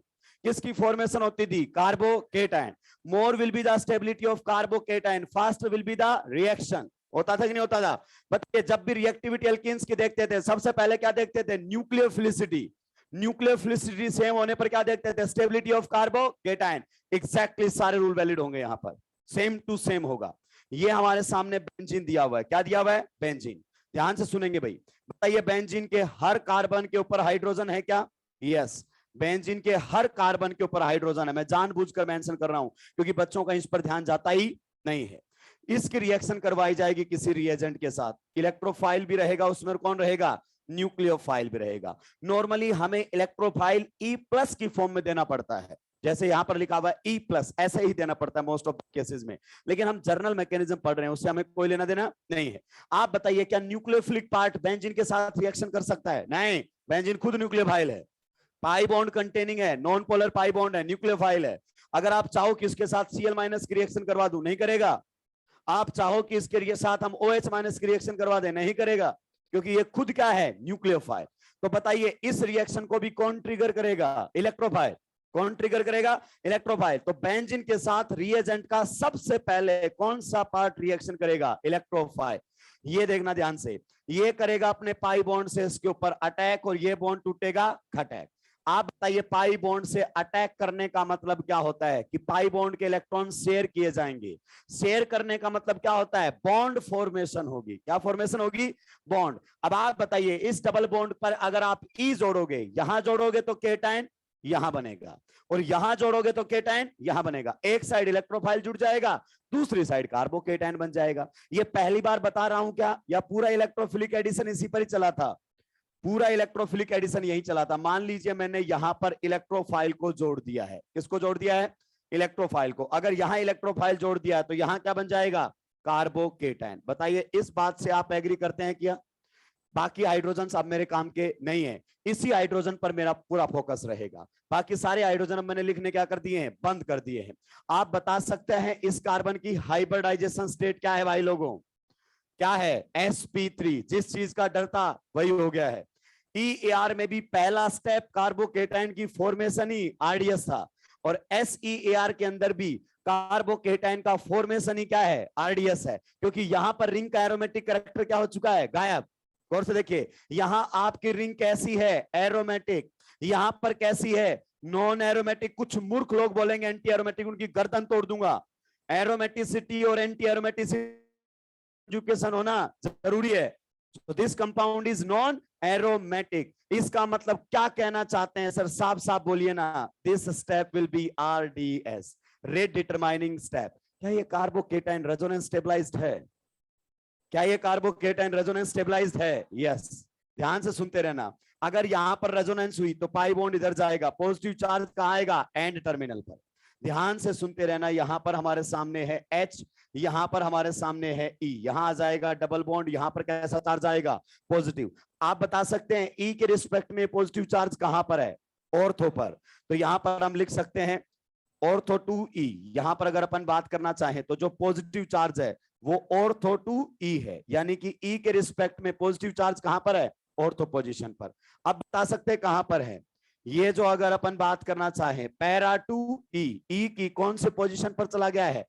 पैरा पोजीशन पर। क्या फिर से रेजोनेंस होगा? यस। अगर फिर से रेजोनेंस हुआ तो बताइए पॉजिटिव चार्ज कहां कहां गया है? ऑर्थो पर गया है। और कहां गया है? वापस पैरा पर, ऑर्थो पर। क्या ई की मेटा पोजीशन पर गया है? नहीं गया है।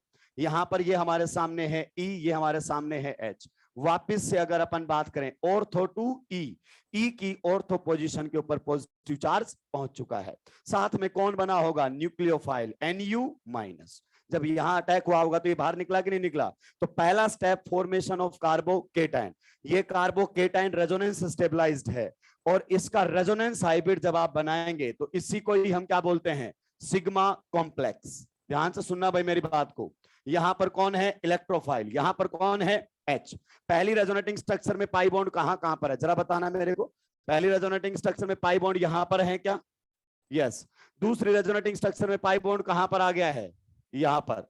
तीसरी रेजोनेटिंग स्ट्रक्चर में कहां आ गया है? यहां पर। पहली में पॉजिटिव चार्ज कहां पर है? ई की ऑर्थो पोजीशन पर। दूसरी में ई की पैरा पोजीशन पर। थर्ड में ई की ऑर्थो पोजीशन पर।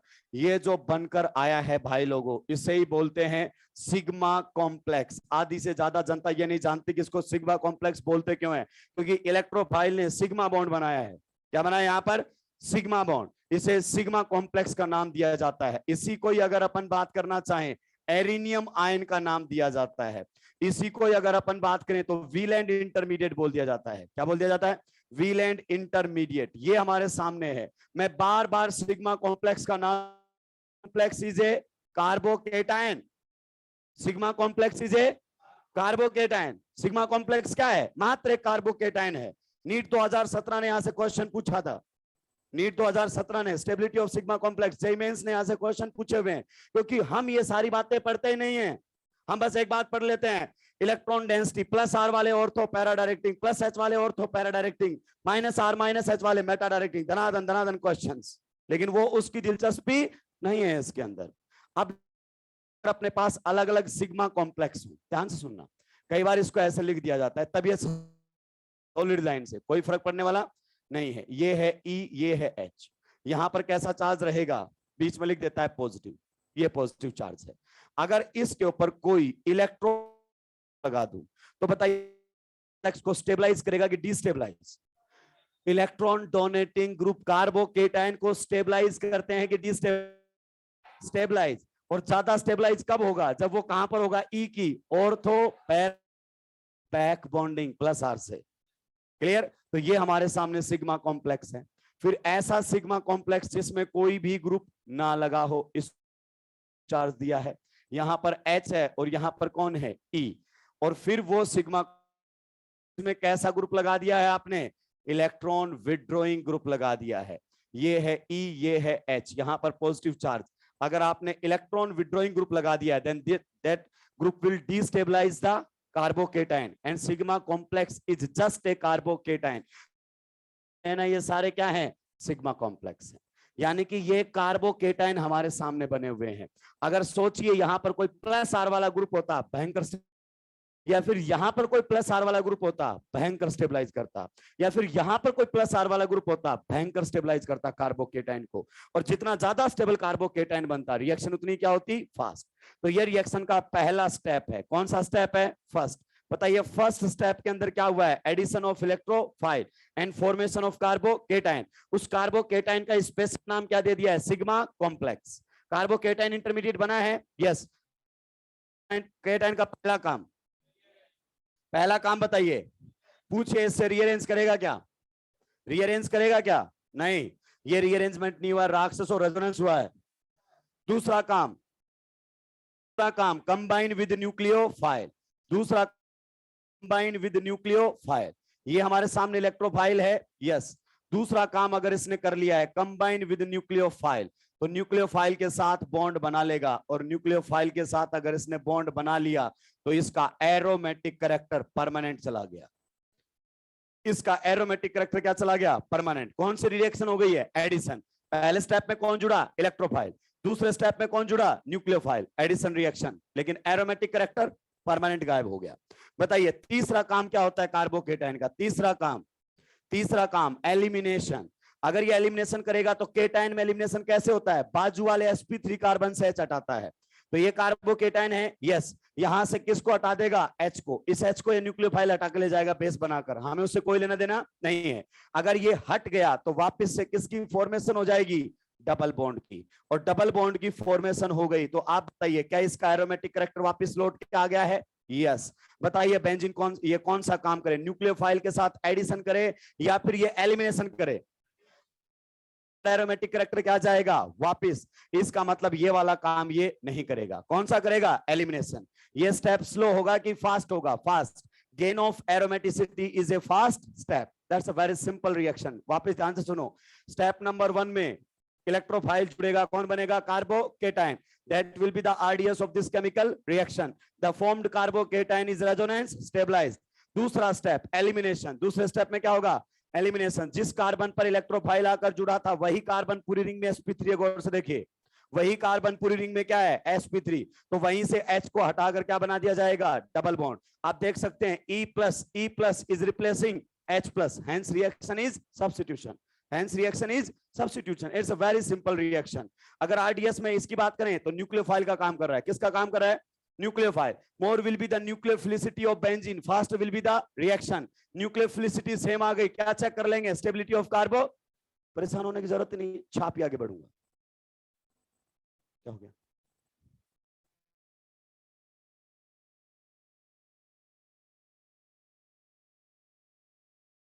जल्दी जल्दी छापेंगे अब इसमें।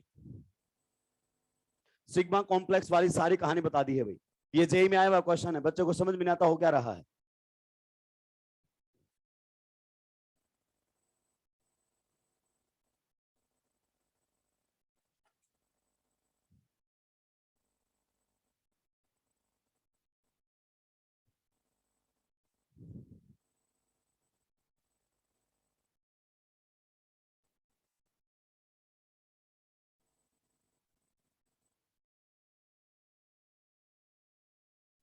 जनाब ऑक्सीडेशन के बाद कुछ भी नहीं पढ़ा है कल, कैमरा बंद हो गया था इसीलिए होल्ड कर दिया था।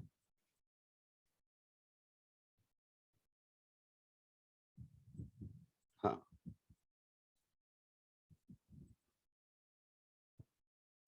सिग्मा कॉम्प्लेक्स क्या है, कार्बोकेटाइन है भाई। मोर will be the stability of carbocation, stability of sigma complex, उसी को तो लिखा हुआ आपने। बेंजीन का काम क्या रिएक्शन में, न्यूक्लियोफाइल का, कोई भी आकर बेंजीन की न्यूक्लियोफिलिसिटी को बढ़ाएगा, रिएक्शन के रेट को बढ़ाएगा, न्यूक्लियोफिलिसिटी को घटाएगा, रिएक्शन के रेट को घटाएगा। जो न्यूक्लियोफिलिसिटी बढ़ाएगा वो इनडायरेक्टली केटाइन को भी स्टेबलाइज बना रहा होगा, वही ईआर वाला फंडा एग्जैक्टली। बस इसने एडिशन की बजाय क्या कर दिया है, elimination. Step number 1 addition of electrophile, step number 2 elimination of H plus. जिस कार्बन पर इलेक्ट्रोफाइल जुड़ा है उसी कार्बन का H हटेगा, इसे इप्सो रिप्लेसमेंट बोलते हैं। क्या बोलते हैं, इप्सो रिप्लेसमेंट। इसीलिए मैंने सारे हाइड्रोजन दिखाए थे, ये सारे एक साथ लिखा लो, जहां तुम जोड़ोगे वही H हटेगा।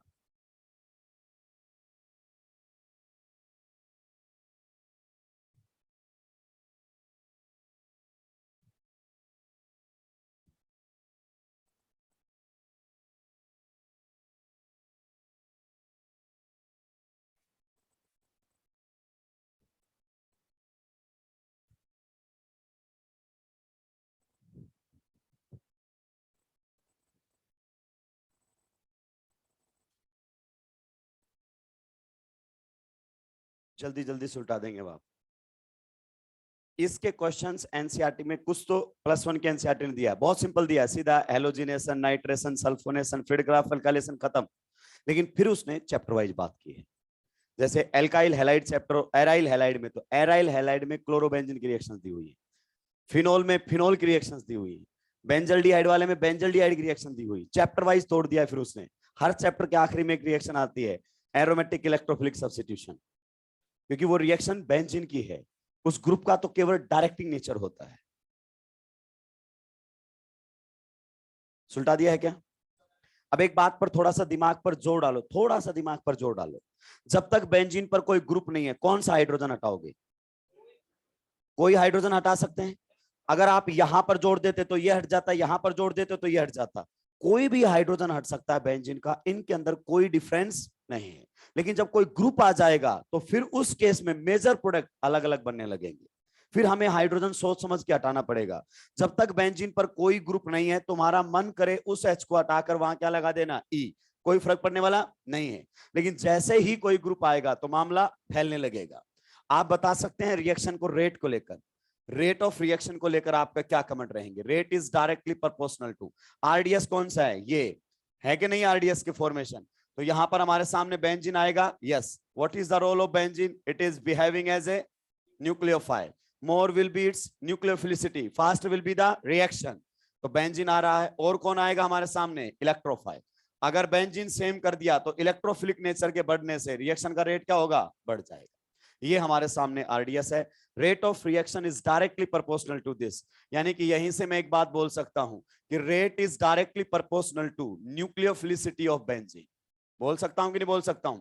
न्यूक्लियोफिलिसिटी ऑफ बेंजीन, जैसे एल्किन में बात की थी, अगर न्यूक्लियोफिलिसिटी सेम हो जाए then it directly proportional to stability of sigma complex, directly proportional to stability of sigma complex, and sigma complex is just a carbocation. परेशान होने की जरूरत है नहीं आपको, सिग्मा कॉम्प्लेक्स एक कार्बोकेटाइन ही है।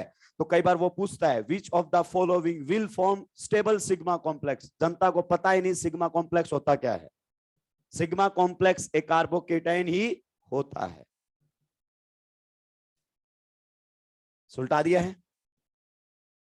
तो जब से काम चलेगा, हमें सिग्मा कॉम्प्लेक्स बनाने की जरूरत नहीं है, बड़ी आसानी से हम बात कर सकते हैं। बताइए, एक हमारे सामने है बेंजीन, एक हमारे सामने है बेंजीन, एक हमारे सामने benzene. Can you tell me which one is more reactive in aromatic electrophilic substitution? बताइए NO2 का कैसा इफेक्ट है? -R। -R का मतलब इलेक्ट्रॉन विड्रॉइंग ग्रुप है कि नहीं है? तो बेंजीन पर इलेक्ट्रॉन डेंसिटी को बढ़ाएगा या घटाएगा? ये खुद ज्यादा न्यूक्लियोफिलिक है, तो इसमें रिएक्टिविटी किसकी ज्यादा है? बेंजीन की। किसमें? SEAR रिएक्शन में। SEAR रिएक्शन में benzene is more reactive than nitrobenzene. Next सुनना ध्यान से, एक हमारे सामने है बेंजीन और एक हमारे सामने है क्लोरोबेंजीन। बता से कौन ज्यादा रिएक्टिव है? In case of halogens reactivity is decided by -I, और -I का मतलब है कि इलेक्ट्रॉन विड्रॉइंग है। इलेक्ट्रॉन विड्रॉइंग फिलिसिटी को बढ़ाएगा कि घटाएगा? घटाएगा। तो बेंजीन इटसेल्फ ही क्या है? ज्यादा रिएक्टिव है कि नहीं है? एक हमारे सामने है बेंजीन, ध्यान से सुनते रहना, दो कौड़ी के सवाल है, और एक हमारे सामने है फिनोल। बताइए कौन ज्यादा रिएक्टिव रहेगा एरोमेटिक इलेक्ट्रोफिलिक सब्स्टिट्यूशन में? बताइए OH यहां पर बेंजीन पर कैसा इफेक्ट लगाएगा? +R लगाएगा तो बेंजीन की न्यूक्लियोफिलिसिटी को बढ़ाएगा, और बेंजीन की न्यूक्लियोफिलिसिटी को बढ़ाएगा तो रिएक्शन का रेट बढ़ेगा। ये लिखा हुआ आपने देखो, rate is directly proportional to nucleophilicity of benzene.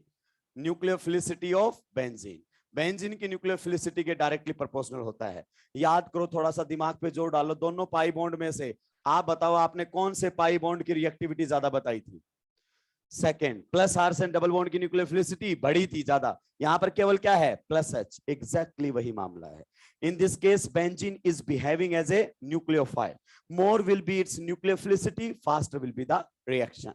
इसकी न्यूक्लियोफिलिसिटी जितनी ज्यादा होगी, रिएक्शन का रेट उतना ही ज्यादा होगा। कई दफा ये क्वेश्चन पूछे जाते हैं, और इस टाइप के क्वेश्चंस बेंजीन पर इलेक्ट्रॉन डेंसिटी की हम जीओसी में कर चुके हैं। किस में कर चुके हैं? जीओसी में। अगर आपको यकीन ना हो तो ग्रुप में पहला क्वेश्चन यही आया था, रेड पेन से लिखा हुआ, जाके चेक कर सकते हैं आप। क्लियर? चलिए, तो अगर आपके पास नॉर्मल बेंजीन है, क्या है? नॉर्मल बेंजीन है, तो जो तुम्हारा मन करे वो H बेंजीन का हटा दीजिए, रिएक्शन में कोई दिक्कत नहीं है। लेकिन अगर बेंजीन सब्स्टिट्यूटेड है, कैसी है? सब्स्टिट्यूटेड। सब्स्टिट्यूटेड का मतलब नहीं समझे सर, बेंजीन का कोई H हटाकर कोई ग्रुप लगा दिया गया है, बेंजीन नहीं है, कौन है? मान लीजिए क्लोरोबेंजीन है, बेंजीन नहीं है, मान लीजिए कौन है, नाइट्रोबेंजीन, तो फिर कोई भी एच हटाकर आप मेजर प्रोडक्ट नहीं डिसाइड कर सकते। फिर उस ग्रुप का वहां पर नेचर आएगा, वो डायरेक्ट करेगा या तो ऑर्थो या पैरा पर या कहां पर, मेटा पर। तो नेक्स्ट हमारे सामने रहेगा, हेडिंग लगाएंगे।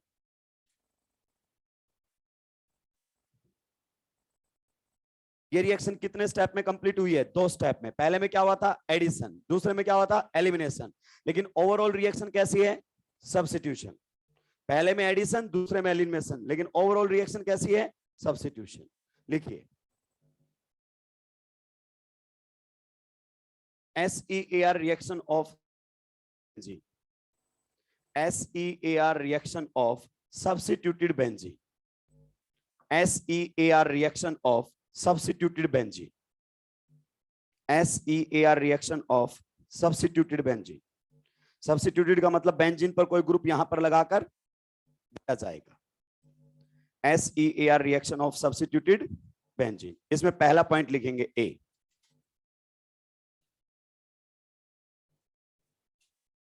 ए point, plus R oblique plus H plus R oblique plus H and plus I, plus R oblique plus H and plus I. Effect showing groups are, effect showing groups are, effect showing groups are activating and orthopara directing. Effect showing groups are activating and orthopara directing. Plus R oblique plus H and plus I effect showing groups are activating and orthopara directing। सबसे पहला doubt आता है, orthopara directing तो GOC में पढ़ चुके हैं हम, लेकिन सर ये बताइए एक्टिवेटिंग का मतलब क्या है। इन ग्रुप के आने से SEAR रिएक्शन का रेट बढ़ जाता है, यानी कि बेंजीन ज्यादा फास्ट रिएक्शन करने लगता है। तो लिखिए इसके अंदर नीचे पॉइंट ए, ये चलेगा, पॉइंट ए लिख दिया है, अब नीचे लाइन लिखना है, benzene reacts faster, benzene reacts faster, benzene reacts faster in the presence of activating group, benzene reacts faster in the presence of activating group। Activating group की प्रेजेंस के अंदर बेंजीन का रिएक्शन का रेट क्या हो जाता है, ज्यादा। यानी कि जितने भी प्लस आई वाले हैं, जितने भी प्लस आर वाले हैं और जितने भी कौन है प्लस एच वाले हैं, वो रिएक्शन के रेट को क्या करेंगे, बढ़ाएंगे। ध्यान से सुनना, अगर मान लीजिए हमारे सामने ये बेंजीन दिया हुआ, तबियत से सुनते रहना भाई, ये कौन है, बेंजीन। यहां पर कोई सा भी हाइड्रोजन हट सकता है, रिएक्शन करवाई गई है इलेक्ट्रोफाइल के साथ, रिएक्शन का रेट क्या है भाई लोगों, R1। फिर बेंजीन का एक एच हटाकर मैंने यहां पर क्या लगा दिया है, OCH3, तो इसी को ही हम बोलते हैं सब्स्टिट्यूटेड बेंजीन। ये था बेंजीन, बेंजीन पर OCH3 लगा दिया है, सब्स्टिट्यूटेड बेंजीन। अब इस ग्रुप के आने से रिएक्शन के रेट पर क्या पड़ेगा, फर्क, या तो रिएक्शन का रेट बढ़ेगा या रिएक्शन का रेट घटेगा। अब आप सोचो इसका कैसा इफेक्ट लगेगा, प्लस आर, प्लस आर वाले बेंजीन पर इलेक्ट्रॉन डेंसिटी को बढ़ाते हैं, बढ़ाते हैं कि नहीं बढ़ाते हैं, यस। मेनली कहां पर बढ़ाते हैं, ऑर्थो एंड पैरा। तो इसीलिए लिखवाया मैंने कि जो आपके plus H oblique plus I and plus R वाले एक्टिवेटिंग होते हैं और कैसे होते हैं, ortho para directing, are activating and ortho para directing. यानी कि अब अगर कोई इलेक्ट्रोफाइल बेंजीन पर रिएक्शन करेगा और रिएक्शन का रेट क्या है, R2, then R2 will be greater than R1, then R2 will be greater than R1। यानी कि बेंजीन पर किसी ग्रुप के आने से SEAR रिएक्शन का रेट बढ़ जाता है, SEAR रिएक्शन का रेट बढ़ जाता है, तो उस ग्रुप को हम क्या बोलते हैं, एक्टिवेटिंग। उस ग्रुप को क्या बोलते हैं, एक्टिवेटिंग। और एक्टिवेटिंग ग्रुप कौन से होंगे, सारे के सारे वो जो प्लस H इफेक्ट दिखाते हैं, सारे के सारे वो जो प्लस I इफेक्ट दिखाते हैं, सारे के सारे वो जो प्लस आर इफेक्ट दिखाते हैं। यानी कि जो इलेक्ट्रॉन डोनेटिंग नेचर के हैं ना, वो बेंजीन पर इलेक्ट्रॉन डेंसिटी को बढ़ाएंगे, और बेंजीन पर इलेक्ट्रॉन डेंसिटी बढ़ेगी तो बेंजीन की न्यूक्लियोफिलिसिटी बढ़ेगी, और न्यूक्लियोफिलिसिटी बढ़ेगी तो रिएक्शन का रेट बढ़ेगा। तो जितने भी इलेक्ट्रॉन डोनेटिंग ग्रुप होते हैं वो सारे के सारे आपके क्या होते हैं, वो सारे के सारे एक्टिवेटिंग एंड ऑर्थोपैरा डायरेक्टिंग होते हैं। ऑर्थोपैरा डायरेक्टिंग हमने जीओसी में भी बात की थी कि प्लस आर वाले कहां कहां पर इलेक्ट्रॉन डेंसिटी बढ़ाते हैं, मेनली ऑर्थो एंड पैरा, तो hence they are ortho and para directing. Plus H वाला भी बिल्कुल, hyperconjugation is resonance like phenomena, याद आया, तो वो भी कहां पर बढ़ाएगा, ऑर्थो एंड पैरा। और प्लस आई वाले भी, ये इंपॉर्टेंट बात है, प्लस आई वाले भी ऑर्थो पैरा डायरेक्टिंग है। आपने ध्यान नहीं दिया, पढ़ो दोबारा से लाइन को। प्लस आई वाले भी कैसे होते हैं? ऑर्थो एंड पैरा डायरेक्टिंग होते हैं। अब मैं एक्टिवेटिंग ग्रुप्स की कैटेगरी बना रहा हूं और ये कैटेगरी केवल एक्टिवेटिंग के केस में ध्यान रखनी है। एक हमारे सामने रहेंगे स्ट्रांगली एक्टिवेटिंग। स्ट्रांगली एक्टिवेटिंग ये बहुत जरूरी है भाई। स्ट्रांगली एक्टिवेटिंग की हम बात करने वाले हैं। स्ट्रांगली एक्टिवेटिंग यानी कि एक्टिवेटिंग को मैं 3 कैटेगरी में तोड़ूंगा। स्ट्रांगली एक्टिवेटिंग यानी कि वो जो भयंकर रिंग को क्या कर देंगे? एक्टिवेट। इसमें हमारे सामने आएगा O माइनस। क्या हो गया? अबे ध्यान से सुनना। स्ट्रांगली एक्टिवेटिंग के अंदर हमारे सामने ये ग्रुप आते हैं भाई। स्ट्रांगली एक्टिवेटिंग हमारे सामने ये ग्रुप आते हैं। ध्यान से सुनिए, भयंकर एक्टिवेट करते हैं रिंग को। ये स्ट्रांगली एक्टिवेटिंग वर्ड बार बार इस्तेमाल में लूंगा। कपलिंग रिएक्शन में मेरे काम आएगा। बेंजीन का ऑक्सीडेशन में ये दिक्कत देगा। ये सारे के सारे कैसे हैं? स्ट्रांगली एक्टिवेटिंग डिक्रीजिंग ऑर्डर में। सबसे आगे कौन रहेगा? O minus. किसी को डाउट नहीं होना चाहिए। एनायन बेटर इलेक्ट्रॉन डोनर होता है किससे? न्यूट्रल से। और ये बात मैं जीओसी में बता सका हूं कि NH2 का प्लस आर NHR से क्या होता है? ज्यादा। और NHR का प्लस आर NR2 से क्या होता है? ज्यादा। Donor atom nitrogen nitrogen nitrogen, और इसमें डोनर एटम कौन होता है? ऑक्सीजन। क्लियर? पहले कर चुका हूं। बताओ OH और OR में से प्लस आर इफेक्ट किसका ज्यादा होता है? प्लस आर OH का, और माइनस आई OR का। होता है कि नहीं होता है? इसी प्रकार से NH2 और NR2 में मैं बात करना चाहूं तो प्लस आर किसका ज्यादा होता है? NH2 का। ये अपने दिमाग में उतार लीजिए, क्योंकि ये बातें कई जगह कंट्रोवर्सी में कहां चली जाती हैं? कंट्रोवर्सी में। जो अपने दिमाग से सोच सोच कर आंसर लिखता है वो सुलझ जाते हैं। ये सारे स्ट्रांगली एक्टिवेटिंग हमारे सामने आएगा मॉडरेटली एक्टिवेटिंग। नेक्स्ट अगर अपन बात करें तो हमारे सामने रहेगा मॉडरेटली एक्टिवेटिंग। देखिए मॉडरेटली एक्टिवेटिंग के अंदर कौन आएंगे? OR। OR को हम स्ट्रॉन्ग में, आप बताइए OH और OR में से प्लस आर किसका ज्यादा होता है? OH। तो OH को तो वहां रखा हुआ है, OR को यहां रखा हुआ है। फिर अगर अपन बात हमारे सामने आएगा, शायद ये बातें आपको धीरे धीरे समझ में आ जाए कि सर इसमें भी तो ऑक्सीजन का ही लोन पे रेजोनेंस कर रहा है। देखिए इसका मतलब क्या है? फ्री वैलेंसी का मतलब कहां जाकर जुड़ेगा? बेंजीन। तो इसका लोन पेयर 100% बेंजीन पर रेजोनेंस करेगा। आप बताइए नाइट्रोजन का प्लस आर लगेगा बेंजीन पर? यस लगेगा, तो प्लस आर ही। क्या इसका लोन पेयर 100% बेंजीन के साथ रेजोनेंस करेगा? नहीं नहीं नहीं, जीओसी में बता चुका हूं, ये क्रॉस कॉन्जुगेशन में है। ये इधर भी जाएगा और किधर जाएगा? बेंजीन पर भी जाएगा। इसी वजह से इसका प्लस आर उससे क्या होता है? ज्यादा। अब इन दोनों में बताओ, क्रॉस कॉन्जुगेशन तो इसमें भी है। आप प्लीज ये मत बोल देना सर एक लोन पेयर बेंजीन से कर ले एक उधर कर ले, ऐसा। क्रॉस कॉन्जुगेशन दोनों में कॉमन हो गई क्या? यस। तो फिर क्या देख लेंगे? EN। ये नाइट्रोजन वो ऑक्सीजन, ये बेटर इलेक्ट्रॉन डोनर निकल कर आएगा। तो ये हमारे सामने है मॉडरेटली एक्टिवेटिंग। एक बार ध्यान से देखो, स्ट्रांगली एक्टिवेटिंग और मॉडरेटली एक्टिवेटिंग के अंदर वो आपके ग्रुप्स हैं जो लोन पेयर से रेजोनेंस कर रहे हैं। जो किससे रेजोनेंस कर रहे हैं? लोन पेयर से। नेगेटिव चार्ज भी तो एक लोन पेयर की फॉर्म में ही होता है। ये देखिए सारे के सारे नॉन बॉन्डिंग इलेक्ट्रॉन से रेजोनेंस करते हैं। सारे के सारे नॉन बॉन्डिंग इलेक्ट्रॉन से क्या करते हैं? रेजोनेंस। मैंने आपको बताया था जो नॉन बॉन्डिंग इलेक्ट्रॉन से रेजोनेंस करता है उसका इफेक्ट ज्यादा होता है एज कंपेयर टू बॉन्डिंग वालों के। बॉन्डिंग वाले कौन कौन से होते हैं? Hyper conjugation. हाइपर कॉन्जुगेशन में सिग्मा बॉन्ड के इलेक्ट्रॉन डिलोकलाइज होते हैं। होते कि नहीं होते हैं? या फिर कार्बन कार्बन डबल बॉन्ड जो प्लस आर लगाता है उसमें भी बॉन्डिंग वाले होते हैं। तो नेक्स्ट हमारे सामने आते हैं वीकली एक्टिवेटिंग। कौन से आते हैं हमारे सामने? वीकली एक्टिवेटिंग की अगर अपन बात करना चाहें, वीकली एक्टिवेटिंग स्पेलिंग तरीके से लिखना।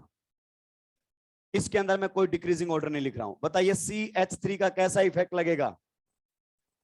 प्लस H लगेगा कि नहीं लगेगा? वीक में आता है भैया, क्योंकि ये बॉन्डिंग इलेक्ट्रॉन से करेगा। उसके बाद अगर हमारे सामने कौन आ जाए? इथाइल। उसके बाद कौन आ जाए? आइसोप्रोपाइल। उसके बाद कौन आ जाए? Tertiary butyl. रुकेंगे और दिमाग पर जोर डालेंगे। टर्सरी ब्यूटाइल एक ऐसा ग्रुप है जो केवल और केवल कैसा इफेक्ट लगाता है? प्लस आई। प्लस आई लगाता है, फिर भी ये एक्टिवेटिंग एंड ऑर्थोपैरा डायरेक्टिंग है। एक्टिवेटिंग एंड ऑर्थोपैरा डायरेक्टिंग है। नेक्स्ट में आपके सामने आ जाएंगे कार्बन कार्बन डबल बॉन्ड वाले, या फिर फिनाइल। मैंने कोई डिक्रीजिंग ऑर्डर नहीं लिखा है।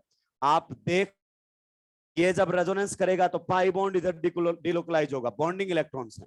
यहां पर भी जब रेजोनेंस करेगा तो पाई बॉन्ड से रेजोनेंस करेगा, बॉन्डिंग इलेक्ट्रॉन्स हैं, ये सारे बॉन्डिंग से करते हैं, ये सारे नॉन बॉन्डिंग से करते हैं। तो स्ट्रांगली एक्टिवेटिंग और मॉडरेटली एक्टिवेटिंग में वही हैं जो अपने लोन पेयर से रेजोनेंस करते हैं। किससे रेजोनेंस करते हैं?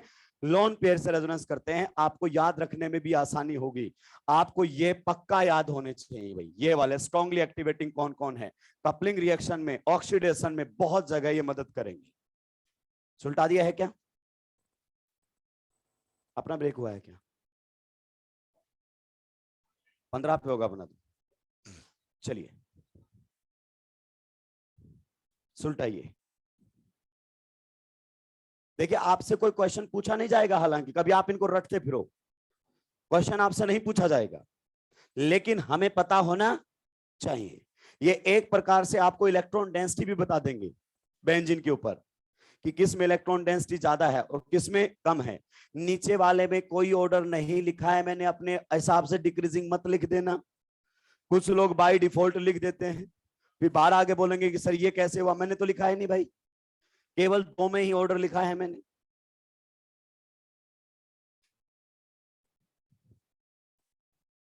सुलटा दिया है क्या? भाई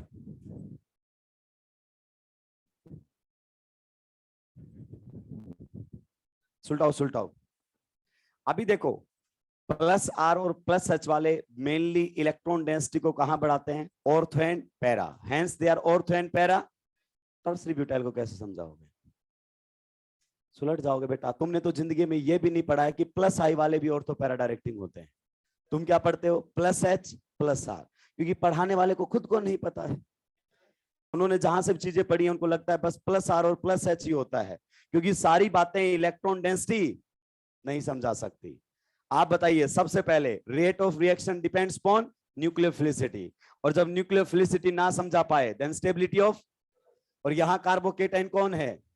सिग्मा कॉम्प्लेक्स, तो सिग्मा कॉम्प्लेक्स समझाएगा इसको, परेशान होने की जरूरत नहीं है। सुलटा दिया है क्या? ये सारे के सारे ग्रुप्स एक्टिवेटिंग हैं एंड ऑर्थो पैरा डायरेक्टिंग है। उम्मीद करता हूं तो पहले लिखवा दिया है कि plus H oblique plus R plus I effect showing groups are activating and ortho para directing. वो on the basis of electron density था। अब आएगा सिग्मा कॉम्प्लेक्स, ध्यान से सुनना भाई, तबीयत से। यहां से क्वेश्चन आ चुका है नीट 2017 में। मान लीजिए कि हमारे सामने है एनिसोल, OCH3 ग्रुप लगा हुआ है। आप बता सकते हैं अगर यहां पर रिएक्शन हुई तो इलेक्ट्रोफाइल को कहां जाना चाहिए? कैसा इफेक्ट है इसका? प्लस आर इफेक्ट है कि नहीं है? It is ortho and para directing in nature. मेरा तो काम चल गया, लेकिन आप बेवकूफ बन चुके हैं। क्या बन चुके हैं? बेवकूफ। अगर ऐसे क्वेश्चन करोगे तो 2017 का क्वेश्चन तुमसे होगा भी नहीं, क्योंकि उसने सिग्मा कॉम्प्लेक्स पर बात की थी। अब देखिए ध्यान से, यहां पर हमारे सामने है हाइड्रोजन, यहां पर हमारे सामने है हाइड्रोजन।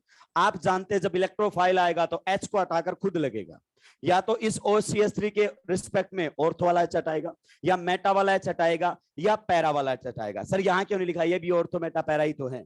क्लियर? अब ध्यान से हमारे सामने आएगा, ध्यान से सुनते रहना तबीयत से। मान लीजिए आपने बोला कि सर मैं इसका ऑर्थो वाला H हटाना चाहता हूं, तो आप बताइए जो H हटेगा क्या इलेक्ट्रोफाइल वहीं पर जुड़ेगा? यस। जिस कार्बन पर इलेक्ट्रोफाइल जुड़ेगा उसी कार्बन से हाइड्रोजन हटेगा, जिस कार्बन पर इलेक्ट्रोफाइल जुड़ेगा उसी कार्बन पर हाइड्रोजन हटेगा। आधी से ज्यादा जनता को यह नहीं पता चलता कि इलेक्ट्रोफाइल जब ऑर्थो पर जुड़ता है तो केटाइन कहां बनता है। परेशान रहते हैं, ये कार्बन कार्बन डबल बॉन्ड है क्या? यस। अगर आप इलेक्ट्रोफाइल को यहां जोड़ना चाहते हो तो केटाइन कहां बनेगा? यहां। बताइए इलेक्ट्रोफाइल जुड़ चुका है? यस। अगर इलेक्ट्रोफाइल यहां जुड़ा तो यहां पर क्या बन जाएगा? Carbocation. And this is sigma complex. ये सिग्मा कॉम्प्लेक्स ही तो है। ये रेजोनेंस स्टेबलाइज्ड है भयंकर, क्योंकि बेंजीन के सॉरी इस केटाइन के साथ क्या होगी? Back bonding. बताइए क्या इसको बैक बॉन्डिंग का सुख मिलेगा क्या?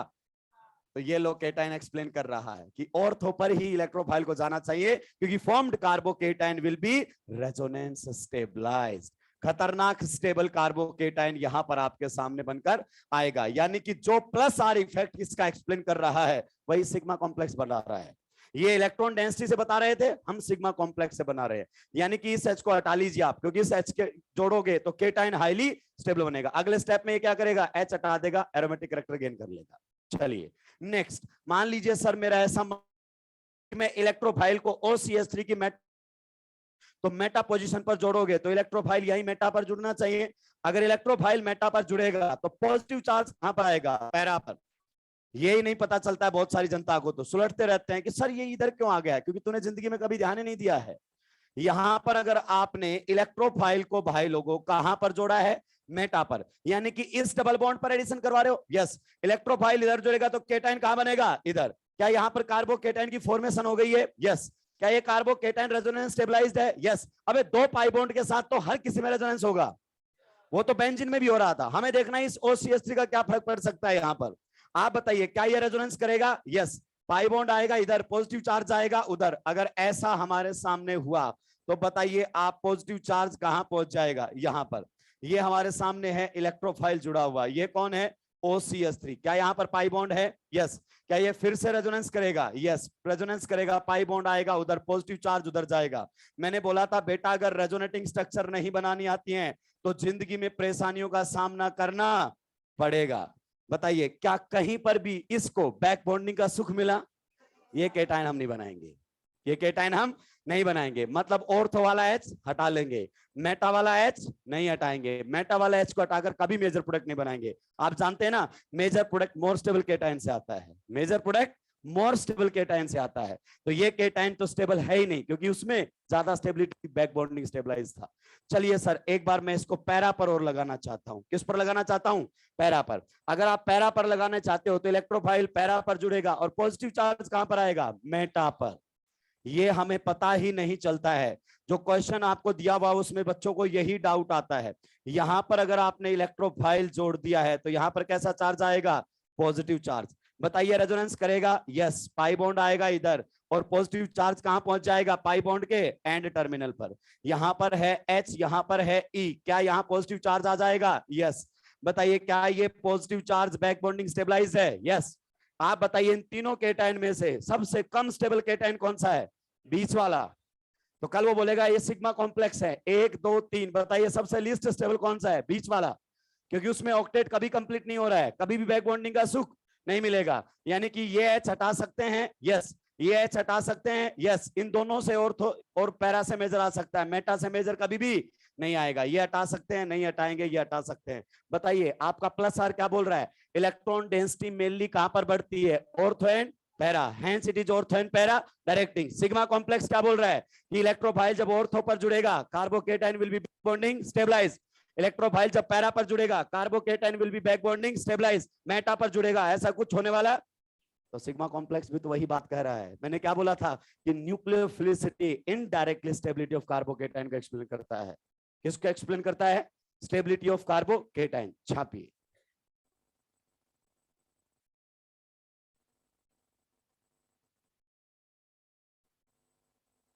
तो जब ग्रुप लगा होगा तो कौन सा H रिप्लेस करना है ये ग्रुप डिसाइड करेगा। अगर कोई ग्रुप नहीं है तो तेरा मन करे वो हाइड्रोजन हटा दे। ऐसे क्वेश्चंस मैंने जीओसी में भी डिस्कस किए थे। विच केटाइन इज मोर स्टेबल। मैंने बताया था कई बार एक रेजोनेटिंग स्ट्रक्चर सारे जवाब नहीं देता है, रेजोनेंस करने के बाद राज खुलने लगते हैं। A single resonating structure can't explain all the property.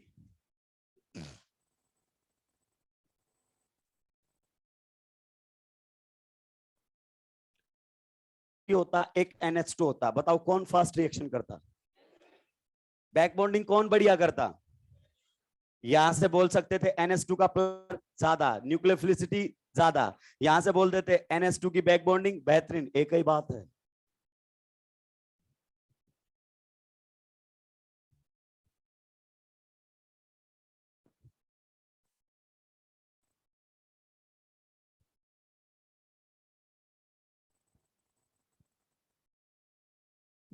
सल्टा दिया है क्या। अब सोचो जरा टर्सरी ब्यूटाइल ग्रुप के बारे में। अगर टर्सरी ब्यूटाइल ग्रुप एंजिन पर लगा होता और आप इलेक्ट्रोफाइल ऑर्थो पर जोड़ते, यहां टर्सरी ब्यूटाइल इमेजिन करो, तो यहां केटाइन बनता, टर्सरी ब्यूटाइल इस केटायन को किससे स्टेबलाइज करता? प्लस आई से। और जब मेटा पर जोड़ते तो क्या यहां पॉजिटिव आता? नहीं आता। पैरा पर जोड़ते तो आता? Yes, that's why I said कि प्लस आई वाले भी ऑर्थो पैरा डायरेक्टिंग होते हैं। डेंसिटी से एक्सप्लेन नहीं किया जा सकता, हर जगह न्यूक्लियोफिलिसिटी नहीं बता सकती। ईईआर में भी नहीं बता पाई थी हर जगह न्यूक्लियोफिलिसिटी, लेकिन जब तक न्यूक्लियोफिलिसिटी डिसाइड करती है, लेट इट डिसाइड। सुलटा दिया है क्या?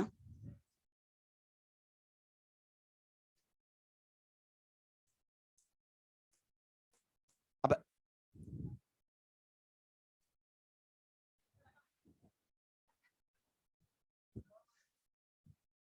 हर एक को बोलना जरूरी है कि भाई वो बोल गया तू क्यों नहीं बोला है।